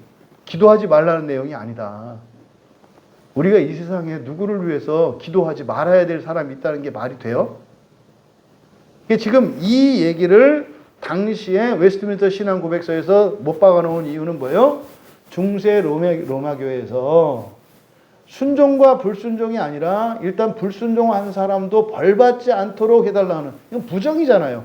그런 일은 절대로 일어나지 않아요. 회개하기 전에는. 그러니까 기도로 해서 뭘 이렇게 하려고 하는 이런 거죠. 여러분들이 자기의 탐욕을 위해서 누군가의 멸망을 위해서 기도해요. 에? 하나님, 누구 때문에 내가 이렇게 아주 내가 손해를 보고 있는데 저기 망하게 해주세요. 이거는 기도가 아니잖아요. 이건 저주지. 그런 건 하면 안 되죠. 그런 거 하지 말라는 거예요. 그런 거. 그래서 이 4번 항목이라고 하는 이것은 당시에 중세에 오래 만연하였던 잘못된 기도라고 하는 게 마치 뭡니까? 사람의 공로로 사람이 원하는 일을 할 수 있다고 생각하는 기도 만능주의 같은 거. 이건 성경적이지 않아요. 죽어야 할 자는 죽어야 되는 거예요. 죽어야 할 자가 살아나는 방법은 딱 하나예요. 뭐예요? 회개하는 거예요. 그래서 회개할 수 있도록 기도를 해야 되는 거지. 그거를 뭐 바꿔주세요. 이렇게 하는 거 아니다 이 말이에요. 하루속히 깨우치고 돌이키고 이 형벌이 짧아질 수 있도록 기도할 수 있잖아요. 은혜를 구하면서. 다음 5번. 경건한 경애로 성경을 봉독하는 것과 견실한 강도, 이해와 신앙과 순경으로 하나님께 복종하여 말씀을 양심적으로 듣는 것, 마음의 감사함으로 시를 부르는 것, 또한 그리스도께서 세우신 성례를 정당히 거행하며 가치 있게 받는 것은 하나님께 드리는 통상한 종교적 예배의 모든 부분들이다. 그러니까 예배에 해야 되는 것들을 쭉 열거한 거예요. 이 외에 종교적 맹세, 서원, 엄숙한 금식, 특별한 기회들의 감사의 행사 등은 여러 때들과 시절들에 따라 거룩하게 종교적인 방식으로 사용되어야 한다. 이런저런 행사들과 이런 것들은 교회 안에서 함이 성경적으로 가능하다라고 이야기한 거예요. 다음 6번. 기도도 종교적 예배의 다른 아무 부분도 지금 복음 아래서는 그 행해지는 혹은 지향되는 어떤 장소에 고정되거나 혹은 그것에 의하여 더욱더 수납될 만하게 되지도 않는다. 도리어 모든 곳에서 신령과 진정으로 하나님께 예배할 것이다. 즉 개개 가정에서 날마다 은밀히 각 사람이 스스로 예배함이 같이 공동 집회들에서는 더욱 더 엄숙히 할 것이니 하나님이 그의 말씀이나 섭리에 의해서 그곳에 부르시는 때에 부주의로나 고의로나 공동 집회를 경시하거나 버려서는 안 된다. 이거는 교회, 예배당으로서의 교회를 말하는 거예요. 예배당으로서의 이 교회의 거룩성을 부정하는 게 아니에요. 이것도 당시에 뭡니까? 천주교 성당 있잖아요, 성당. 이게 교회를 뭐라고 불러요? 성당이라고 부르잖아요, 성당. 우리는 성당 이렇게 부르잖아요. 구약에서는 뭐라고 그랬어요? 성전이라고 그랬잖아요. 전과 당으로만 바꿨을 뿐이지 똑같은 개념이잖아요. 그러니까 예배당 건물 자체가 신성하지는 않다 이 말이에요. 그러니까 로마 가톨릭에서는 그거를 건물 자체를 신성시하는 이런 게 있다 이 말이에요. 그래서요. 성지순례 이런 거 있죠. 그러니까 성지순례라고 하는 게 사실은 개신교에 맞는 게 아니에요. 그건 누가 하는 거예요?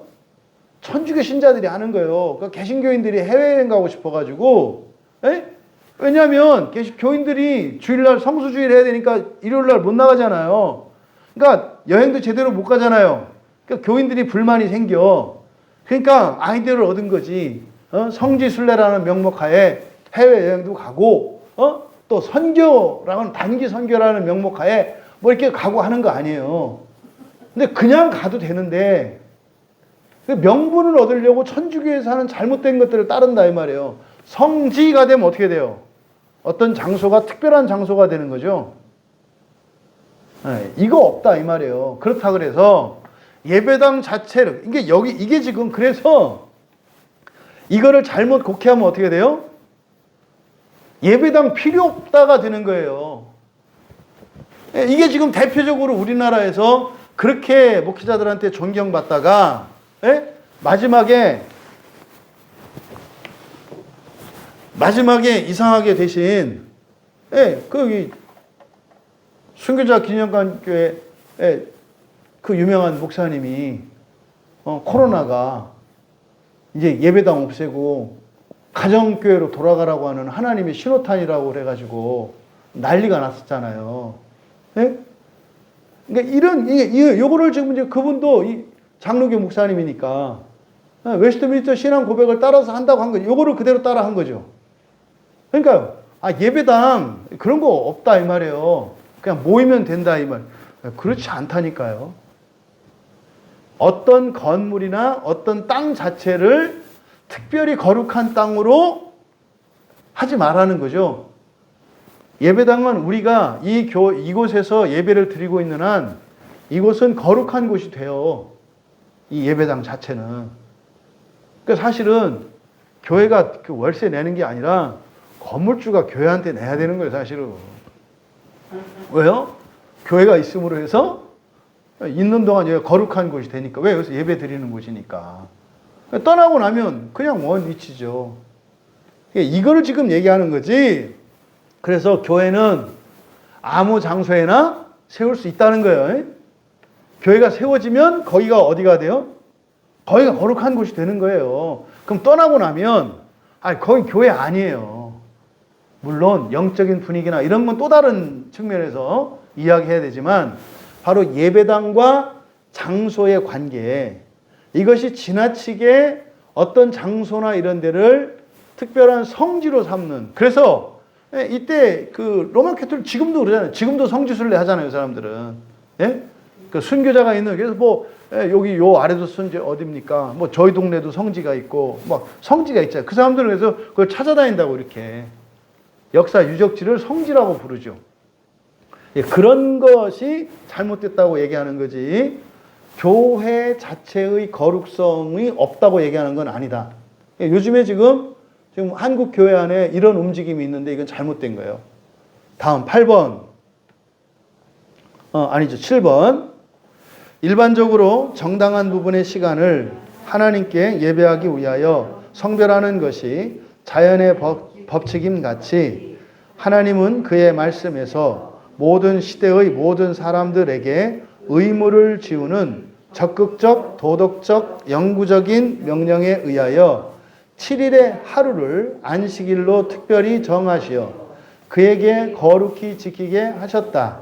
이 안식일은 창세부터 그리스도의 부활까지는 일주일간의 마지막 날이었으나 그리스도의 부활 후부터는 일주일간의 첫날로 바뀌어 성경에서 주의 날이라고 칭하는데 그리스도교 안식일로 이 세상 끝까지 계속되어야 할 것이다. 그러니까요, 주일을 안식일로 지켜야 한다 이 말이에요. 그래서 이걸 주일 성수라고 하잖아요. 그러니까 이게 지금 무너졌죠. 우리 교회에서 그래서 한 달에 한 번을 성수주일로 삼고 1년에 12번, 1년 365일 중에 12일만이라도 성수주일을 하자. 하나님 말씀대로. 제가 다놓고 말씀드릴 수 있어요. 여러분들이 사시는 동안 정말 1년에 12번이라도 주일 성수를 하시면 이 다음에 돌아가셔서 주님 만날 때 자신 있게 얘기할 수 있는 큰 여러분들의 공로 중에 하나예요. 너 뭐 하다 왔니? 이렇게. 신앙생활 어떻게 했니? 하시면 된다 그랬죠?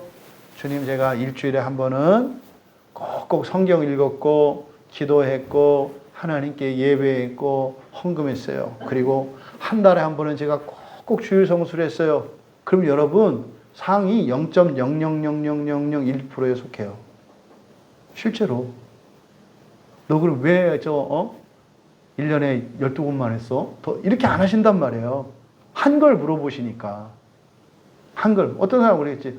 저 띄엄띄엄. 근데 띄엄띄엄도 안 한 사람들이 훨씬 더 많아요. 그리고 사실은 이게 신앙의 양심을 따라 하는 일이 아니면 자기가 하고도 했는지를 모르죠. 무슨 의미인지도. 그러니까 이게 굉장히 중요하다. 성수주일이라고 하는 게. 이거는 어떻게 해요? 이 세상 끝까지 계속되어야 한다. 왜? 이거는 이 서창조 세계를 살아가는 창조 섭리 아래 있어요. 하루를 거룩하게 지키는 것은. 왜? 우리는 육체로만 사는 게 아니라 영적으로 살기 때문에 영적으로도 준비가 돼야 돼요. 주일날. 그래야 일주일 산다니까요. 8번입니다. 이 안식일은 먼저 사람들이 자기의 마음을 정당히 준비하고 그들의 일상의 요무들을 정돈한 후에 그들의 세속적 직업과 오락에 대한 그 자신들의 일과 말과 생각으로부터 떠나는 전일 거룩한 휴식을 지킬 뿐 아니라 하나님 예배의 공적, 사적 행사들에 또는 부득이한 의무들과 자선의 의무들에 전 시간을 바치는 때에 주께 대해 거룩히 지켜진다. 그러니까 주일 성수 요령을 말하는 거예요. 주일 성수 요령. 근데 이것이 이제 그때 당시의 시대적 상황을 반영하거든요. 그러면은 주께 대해서 거룩히 지킨다고 하는 것은 하나님 말씀에 따라서 가는 거거든요. 그래서 우리 교회에서는 다른 교회에서 하지 않는 성수 주일의 기준으로 삼은 게 뭐예요? 가족이 함께 하는 것도 이것은 중요한 하나님의 일이에요. 그래서 가족이 함께라면 어떤 일을 해도 괜찮다 그랬잖아요. 그래서 교회에서 지내든지 가족이 함께 지내든지 또 성경 읽고 설교 듣고 또 찬송하고 또 간증하고 경건서적을 읽고 병자들을 돌보고 어려운 이웃들을 돌보고 하는 또 전도하고 이런 것들은 다 성수주일하는 한 방법 중에 하나예요. 여러분 쉬는 것도 한 성수주일의 한 방법이 될 수 있어요. 그러니까 여기서 이제 쉰다라고 하는 의미는 사실은 경제 활동이거든요. 초점은 경제 활동을 하지 않고 어떤 효율적인 이런 거 하지 않고 전적으로 이렇게 하나님을 묵상하면서 쉴 수 있는 거, 하나님의 일을 대신하는 거, 그걸 말해요. 다음 22장 합당한 맹세와 서원 1번입니다. 합당한 맹세는 경건한 예배의 한 요소이다. 예배 시 때를 따라 맹세하는 사람이 엄숙하게 하나님을 불러서 그가 주장하거나 약속하는 것을 증거하시게 하며 그뿐 아니라 그는 진리에 따라 판단하고 또 그가 서원한 것에 허위가 없는가 판단하기 위하여 하나님을 부르는 것이다. 사실상 우리가 성찬을 한 달에 한 번 우리는 하잖아요. 근데 사실은 매주 예배 속에 성찬이 들어가 있어야 되거든요. 그러니까 성찬은 사실은 예배의 필수적인 요소입니다. 근데 이게 형식화 될까 봐서 그거를 누리지 못하기 때문에 한 달에 한 번을 우리는 지금 지키고 있는 건데 그 성찬 의식 안에 뭐가 들어가요? 맹세가 들어가죠. 왜요? 잔을 나눌 때 언약을 갱신하는 거라고 그랬잖아요. 그때 맹세를 하잖아요. 하나님 제가 이렇게 지킬게요 라고. 그래서 하나님께 약속을 하고 또 거기에 대해서는 요구도 있단 말이에요. 하나님 이 언약을 지켜주세요 라고 하는. 그래서 예배 안에 우리가 이 맹세도 예배의 한 요소다. 그 다음 두 번째, 사람들은 하나님의 이름만으로 맹세해야 한다. 그리고 맹세할 때 하나님의 이름을 전적으로 두려워하는 마음과 경외심을 가지고 사용해야 한다. 그러므로 그 영광스럽고 두려운 이름으로 망령되이 또는 경솔하게 맹세하거나 기타 다른 것으로 맹세하게 되면 그것은 죄악되고 가증스러운 것이다. 우선 여기까지만 보면 그러니까 맹세를 안 하는 게 좋아요. 지키지 않을 거라면. 근데요, 지킬 거라면 맹세는 언약을 갱신하는 거기 때문에 굉장한 효과가 있잖아요. 그런데 맹세를 절대로 남발하지 말라는 거예요. 절대로 남발하지 말라는 거예요. 그래서 이게 종종 신앙생활하는 사람들이 한 번씩 꼭 던지는 질문 중에 하나거든요. 왜? 한때 맹세를 다 해봤거든요. 근데 못 지키고 있어요. 찜찜해요. 그거를 어떻게 해야 돼요? 사실은 그때는 뭔지 모르고 한 거잖아요. 회개하고 다시는 그런 헛된 맹세를 하지 않도록 맹세를 해야죠. 하나님 앞에. 근데 하다 보면 또 이렇게 맹세가 나올 때가 있어요. 왜? 욕심에. 그걸 고쳐야 돼요. 그게 허물이거든요. 그래서 뭐 지금 이 시간 이후라도 여러분들이 과거에 했던 어떤 맹세 때문에 여러분들이 마음에 부담이 있다면 지금까지 안 지킨 걸 보면 지킬 수 없는 맹세를 하신 거예요. 그거는 과한 맹세를 했다 이 말이에요. 그러니까 그를 솔직하게 인정을 해야 돼요. 뭐 다시 한번 해보겠다고 하지 마세요. 지금까지 안 했으면 죽어도 못 하는 거예요. 그러니까 그냥 인정하고 그냥 딱 손들고 죄송해요. 머리 긁고 대신 제가 다음번에 할 때는 반드시 할 수 있는 것만 할게요. 하나님 그때는 꼭 들어주시고 또 맹세 안 한다고 또 너무 차별하지 마시고 이렇게 기도하시면 돼요. 딱 털어내라. 다만 맹세는 굉장한 거잖아요. 여러분이 누군가가 약속을 해서 약속을 지키면 여러분이 좋잖아요. 좋은 거예요, 사실은. 근데 지키지도 않을 약속을 해놓고 안 지키면 어떻게 돼요? 신용 깎이잖아요. 근데 이게 문제는 하나님이야. 하나님을 모독하는 게 된다고요. 하나님은 이게 장난할 대상이 아니거든요. 그래서 맹세를 어렵게 여겨라. 엄중한 것으로 여겨라. 효과도 좋지만 분명 의미도 있고 가치가 있지만 잘못했을 때는 큰 죄를 짓는 거니까 죄를 짓는다는 건 여기도 벌 받는다 이러면 안 돼. 도돌이표. 아까 맨 처음에 자유를 이야기할 때 우리에게는 그런 죄에 대한 책임과 그 벌로부터 자유롭다 했잖아요. 여기서 죄가 된다 그러면 뭐예요? 자기한테 손해된다 이 말이에요. 하나님한테 맹세를 남발할 사람이면 사람들한테 얼마나 지키지도 않을 공수표를 남발하겠냐 이 말이에요. 그럼 그 사람은 분명히 사람들에게 신용 없는 사람 돼요. 하나님하고도 약속하고 안 지키는 사람이 사람하고 약속할 때 지킬 약속을 약속하겠어요? 지키지도 않을 거면서 그때 나오는 대로 말을 주체를 못하는 사람이지 그 사람은. 그것 때문에 손해볼 거예요. 이걸 죄라고 얘기를 하는 거예요. 그 다음 이어서 맹세는 그 중요성과 시기에 따라 하나님의 말씀에 의하여 보증된 것으로 보증된 거예요. 보증된 거. 신약 성경에 마찬가지로 허락된 것이다. 따라서 합당한 맹세는 합법적인 권세로 말미암아 요구될 때에는 이를 행해야 하는 것이다. 대표적인 거 여러분이 회개했을 때 죄와의 싸움을 선포하고 회개했을 때 이제 시험이 오죠. 맹세했는데 지키지 못하지. 근데 어기는 순간 깨닫잖아요. 그때 그 죄를 슬퍼하면서 자신을 비참해하면서 하나님께 용서를 구하고 이게 내가 할 수 있는 거였는지 없는 거였는지 그리고 내가 죄를 얼마나 사랑하는지 그걸 깨닫고 돌이킬 수 있는 기회를 삼으시면 되는 거예요. 다음 3번. 맹세를 하는 자는 누구나 그것이 매우 중요하고 엄숙한 행위임을 충분하게 생각해야 하며 맹세할 때 자기가 진리라고 확신한 것 외에는 아무것도 공언하여서는 안 된다.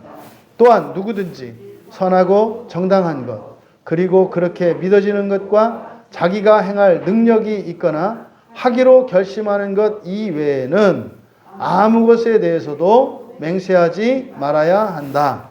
그와 동시에 합법적인 권세가 선하고 정당한 것에 대한 맹세를 요구하는 때에 그것을 거절하는 것은 죄가 된다. 4번입니다.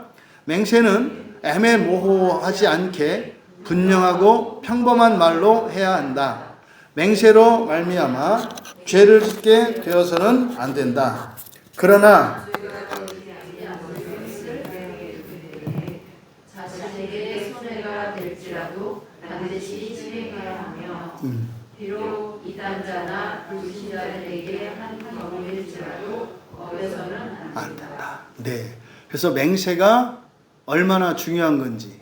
그래서 한 번 하면 반드시 지켜야 하는 것이라는 기준을 바꾸셔야 돼요, 먼저. 그래서 왜 맹세는 이단자들에게 이런 사람들한테 하더라도 지켜야 되냐면 잘못된 맹세로 인해서 그 맹세를 지키려면 지금 일시적으로는 손해가 돼. 그래도 지키라고 하잖아요. 그럼 여긴 약속이 있는 거예요. 이 약속을 여러분들이 믿음으로 알아차려야 된다고요. 이 맹세를 지키면 내가 손해가 되는데 그래도 지키라는 거예요. 그러면 거기에는 괄호치고 어떤 말이 약속되어 있는 거예요?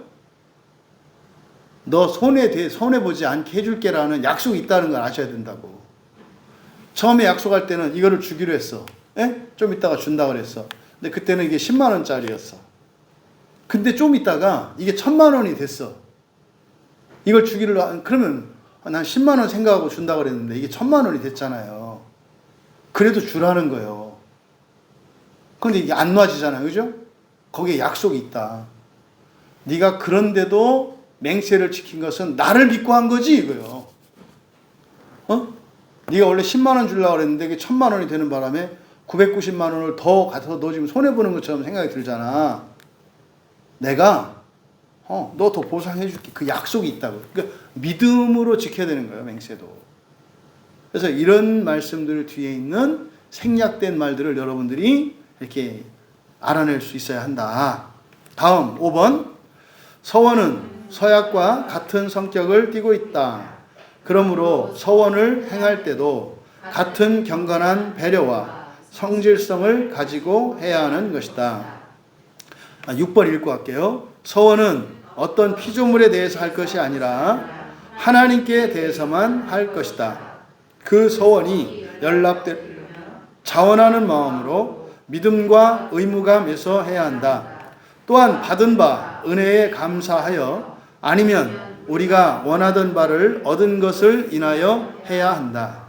그리고 필요한 의무나 그 밖의 것들이 그 서원을 갚는데 적절하게 이바지하는 한 그 서원으로 말미암아 우리는 그 필요한 의무와 그 밖의 것들을 보다 엄격하게 지켜야 한다. 그러니까 서원, 맹세와 서원 차이가 뭡니까? 서원은 하나님께 하는 거예요. 하나님께. 맹세는 하나님께 할 수도 있고 사람들에게도 할 수 있잖아요. 그 맹세 약속의 대상이. 근데 이 서원이라고 하는 것은 하나님께만 하는 약속이고 또 뭐라 그랬어요? 그 서원을 할 때는 두 번째 줄과 세 번째 줄에서 자원하는 마음으로 믿음과 의무감에서 하는데 받은 바 은혜에 감사하여 밑줄 치시고 받은 바 은혜에 감사하고 또 우리가 원하던 바를 얻은 것을 인하여 해야 된다 이 말이에요. 무슨 말이냐면 서원을 사람들이 뇌물로 하는 경우들이 있어요. 뭐냐면 딜을 하려고 그래. 그 교인들이 잘하는 거. 하나님 제가 돈 많이 벌게 해주시면 11조 1000만 원 할게요. 이 얘기는 뭐예요? 나한테 1억 주면 1000만 원 떼드릴게 이런 얘기거든요. 그러니까 이런 방식, 이거는 서원이 아니다 이 말이에요. 그리고 11조는 서원의 대상도 아니고 당연한 거지. 그 11조 해야 나머지 자기가 갖는 거 자기한테 도움되는 거지. 무슨 그거를 11조가 자기 거라고 큰 착각하는 거죠. 그게 아니라 여러분들이 어떤 특별한 은혜를 받았어. 기도의 제목이 응답됐어. 그것도 여러분 기도도 하지 않았어. 그랬는데 어떤 일들이 감사한 일이 여러분에게 생겼어. 그랬을 때 감사하는 마음이 들잖아요. 그때 나 이렇게 해야 되겠다라는 생각이 들어요. 그렇게 꼭 안 하셔도 되는데 그거를 여러분들이 이걸 잘 따져가지고 하나님 이렇게 할게요. 이미 받은 거에 대해서 서원하는 거예요. 받은 거에 대해서. 받은 은혜에 대해서 여러분들이 서원하는 거다. 이게 이제 서원이에요. 근데 이건 어떻게 된다? 필요한 의미와 그 밖의 것들보다 엄격하게 더 지켜야 한다. 왜? 이게 흔히 말하는 거죠. 감사라는 거 있잖아요. 감사. 우리 이제 그 헌금 명목 중에 감사 헌금이라는 게 있잖아요. 그렇죠? 감사 헌금이라고 하는 것은 이거는 의무는 아니에요. 그죠? 하나님이 주신 특별한 은혜가 있었어. 근데 그거에 대해서 감사해야 되겠다. 이렇게 그런 마음이 들어. 이게 서원하는 거거든요. 그거 지키라는 거예요. 그럼 어떻게 해요? 감사하는 자에게 후히 넘치게 부어주신다는 의미가 뭐예요? 그래요. 하나님이 이렇게 해줬는데 그거에 대해서 감사할 때 더 주는 은혜가 반드시 있어요. 그래서 어떻게 해라? 그걸 꼭 지켜라. 누구를 위해서? 나를 위해서요. 나를 위해서. 모든 의무는 다 나를 위해서요. 다음 7번. 아무도 하나님의 말씀으로 금해져 있는 것에 대하여 서원해서는 안 된다. 또 하나님의 말씀에 명령되어 있는 의무를 방해하는 것이나 또는 그 자신의 힘으로 할 수 없는 것 그리고 그 서원을 이행하는 데 있어서 하나님께로부터 아무런 약속이나 능력을 얻지 못한 것에 대해서 서원을 해서는 안 된다. 이러한 점에 비추어 볼 때 교황청의 수도원에서의 종신, 독신 생활과 궁핍 생활과 규칙적인 순종의 생활에 대한 서원들은 완전하게 지킬 수가 없는 것들로서 미신적이고 죄악된 올가미들이므로 기독교 신자는 아무도 거기에 빠져들어서는 안 된다. 예, 이거는 이제 로마 교회의 그 수도원, 이 수도원에서 생겨나는 비리들이 굉장히 많아요. 많은 게 많았어요. 굉장히 많았어요. 그런 어떤 부작용들. 그래서 이제 할 수 없는 것들을 하려고 하는 어떤 금욕적인 고행이나 뭐 이런 부작용들이 많았었기 때문에 그것을 염두에 두고 있는 거죠. 그래서 성경에 나오는 대표적인 잘못된 서원 같은 거 뭐 있어요? 사실은 입다가 자기 딸 죽이는 거예요. 그 자체도 바른 서원은 아니지. 승리하지도 않았는데 전쟁 나가기 전에 승리하면 맨 처음에 나오는 사람은 하나님께 제물로 드릴게요라고 하는 그 서원 자체도 잘못된 거고. 그죠? 그리고 전쟁에서 이기지도 않았는데 그 조건을 걸었잖아요. 그건 서원도 아니고 아무것도 아니고 딜한 거예요. 딜. 하나님하고 거래를 한 거라고. 그 자체가 잘못된 거잖아요. 그러고 돌아오는데 딸이 나왔어. 그러니까 맨 처음 만나는 사람을 드린다 했으니까 또 그거를 서원했다고 지키겠다고. 이런 바보 멍청이죠. 그건 서원이 아니지. 그때 딸을 보면서 뭘 깨달았어야 돼요?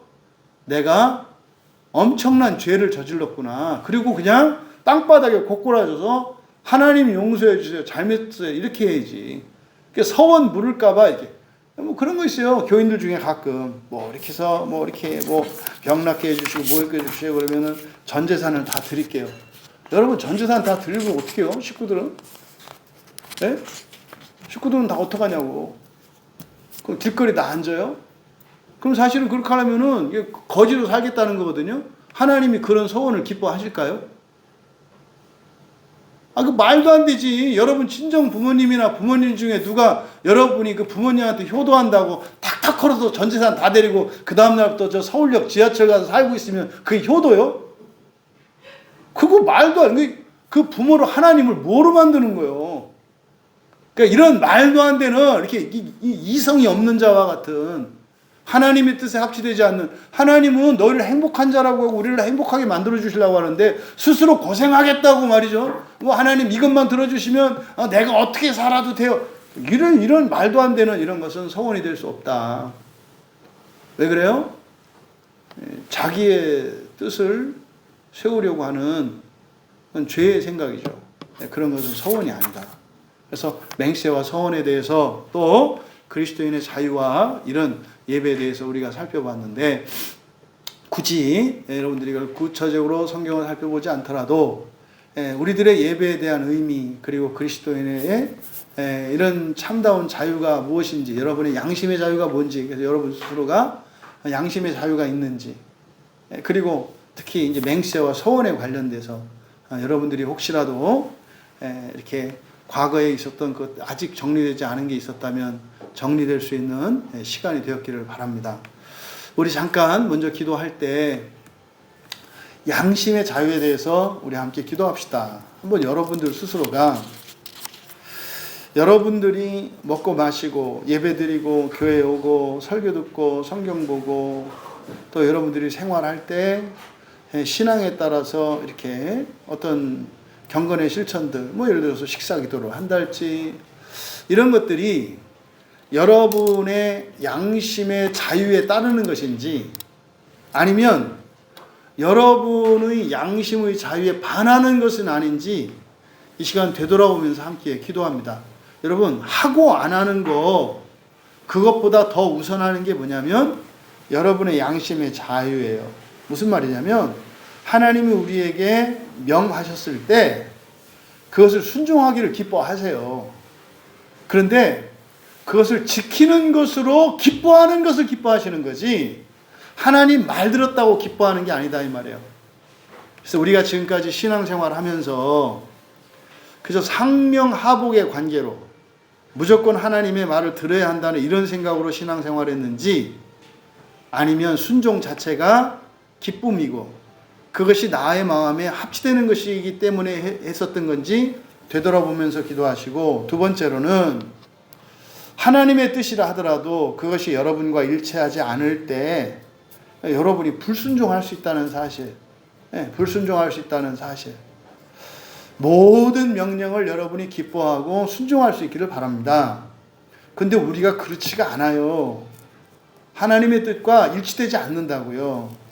그럼 그럴 때 양심을 속이고 꾹 참고 억지로 그 명령에 복종했을 때 이 다음에 탈이 나요. 그래서 그것을 정직하게 고백하고 하나님 뜻이 저에게 기쁘지가 않아요. 나를 고쳐주세요. 이렇게 기도를 하든지 그대로 하려고 하지 말고, 아니면 여러분이 옳다고 생각하는 대로 여러분의 양심의 자유에 따라서 해봐라. 괜찮아요. 해보시라고. 그렇게 해서 여러분이 직접 경험을 해보셔야 돼. 예정 안에 있는 작정이 무엇인지, 순종과 붙어있는 생명과 축복이 뭐고, 불순종과 붙어있는 사망과 저주가 뭔지를 여러분들이 경험을 해보면, 아, 무조건 순종이 나한테 정말 좋은 것이구나라고 하는 인격적인 동의가 일어난다고요. 이렇게 해야 사실은 여러분들이 신앙생활 시작할 수 있거든요. 근데 너무 잘 참는 분들이어서 그냥 꽁 하고 참다가 엉뚱한 데서 터뜨리고. 하나님, 신앙의 양심을 따라 살 수 있도록 은혜를 구하며 우리 함께 기도합니다. 한국 교회를 위해서 기도할 때 교회의 신앙생활의 분위기가 바뀔 수 있도록 기도합니다. 하나님, 이 한국 교회의 이 신앙생활의 환경이 자유로운 환경이 되게 하여 주시옵소서. 자유롭되 절대적으로 성경을 유일한 기준으로 삼고, 성경을 기준으로 했을 때 얼마든지 모든 신자들이 자유롭게 자신들의 의견을 개진하고 모르는 것을 모른다고 이야기하고, 그것이 수치스러운 일이 되거나 그것이 비난받을 일이 되거나 또 그것이 공동체의 문제를 일으키는 것이 아니라 오히려 교회 공동체를 더욱 거룩하게 하고 건강하게 하고 순결하게 하는 은혜의 도구가 되게 하여 주시옵소서. 마치 중세 교회 아래 있는 것처럼 교인들이 무거운 짐을 지고 입을 굳게 다물고 하는 신앙생활, 이것은 성경적인 신앙생활이 아닙니다. 한국 교회의 이 교회의 신앙생활의 분위기가 성경의 진리에 따라 자유로울 수 있는 분위기가 될 수 있도록, 그래서 진리에 목말라 하는 교인들, 그들이 교회 밖에서 떠돌고 방황하고, 그래서 잘못된 이런 사이비 집단에 빠지는 이런 일들이 더 이상은 일어나지 않도록 이 한국교회가 성경만으로, 성경 안에서는 절대적으로 자유로운 신앙생활을 할 수 있는 교회가 되게 하여 주시옵소서. 두 번째로, 신자들과 목회자들이 이런 자유로운 신앙 환경을 위해서 해야 되는 것이 있습니다. 신자들에게 믿음과 용기를 주시옵소서. 믿음과 용기를 주시옵소서.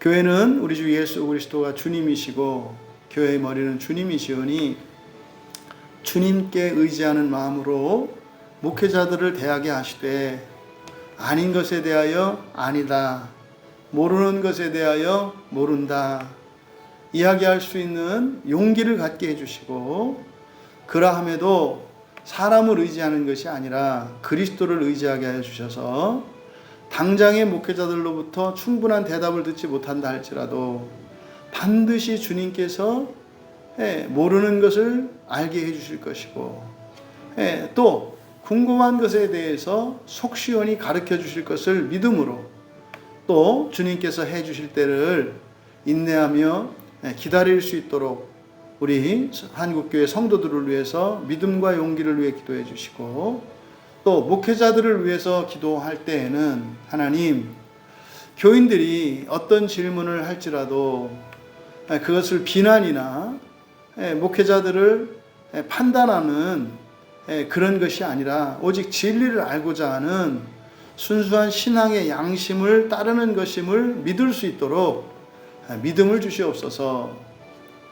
또 자신들이 모르는 것을 모른다고 정직하게 이야기할 수 있도록 하나님 용기를 주시옵소서. 그래서 자신이 모든 문제를 해결해 줘야 하는 것이 아니라 자신이 모르고 있는 것을 성도들이 물어보았을 때 주님께 구할 때 주님이 답을 주시죠. 그래서 오히려 교인들이 내가 모르는 것을 질문했을 때 그것이 수치스러운 것이 아니라 그로 인해서 함께 더 알게 되는 유익한 것임을, 그래서 교인들이 어떠한 질문을 할 수 있도록 넓은 아량을 주시옵소서. 그리고 언제나 믿음 안에서 함께 지어가는 것임을, 그래서 권세 부리는 자가 아니라 함께 교회를 세우는 자들인 것을 목회자들이 깨닫게 하여 주셔서 교회 안에 참다운 자유로운 풍토, 오직 성경 안에서 자유로운 풍토, 그리고 진리에 관하여 언제든지 물을 수 있는 용기와 믿음, 또 받는 그 질문에 대해서 자유로울 수 있는 그 믿음과 또 그것에 대해서 수치를 당하지 않고 그리스도를 의지하는 믿음, 그리고 모르는 것을 모른다고 이야기할 수 있는 용기, 그리고 모든 교인들의 어떠한 질문이라도 포용할 수 있는 넓은 마음을 주시옵소서. 우리 같이 기도합니다. 끝으로 우리 광야교회를 위해서 기도할 때 하나님, 결단코 우리 광야교회 안에서는 성경의 지식의 정도에 따라 또 신앙의 연수에 따라 또 은혜의 경험의 여부에 따라 은사와 이러저러한 환경, 차별적인 환경의 요소들, 그것으로 인하여 높아지거나 낮아지는 일이 없게 하여 주시고, 오직 성경 안에서 똑같이 구원이 필요한 자들로, 똑같이 하나님의 그 생명의 양식이 필요한 자들로 서로 한 지체의 마음으로 우리들이 함께 구원을 이루어가며 또한 교회를 세워가며 이 시대를 구원하는 사명에 모든 교인이 다 함께 참여할 수 있도록 은혜를 구하며 기도합니다.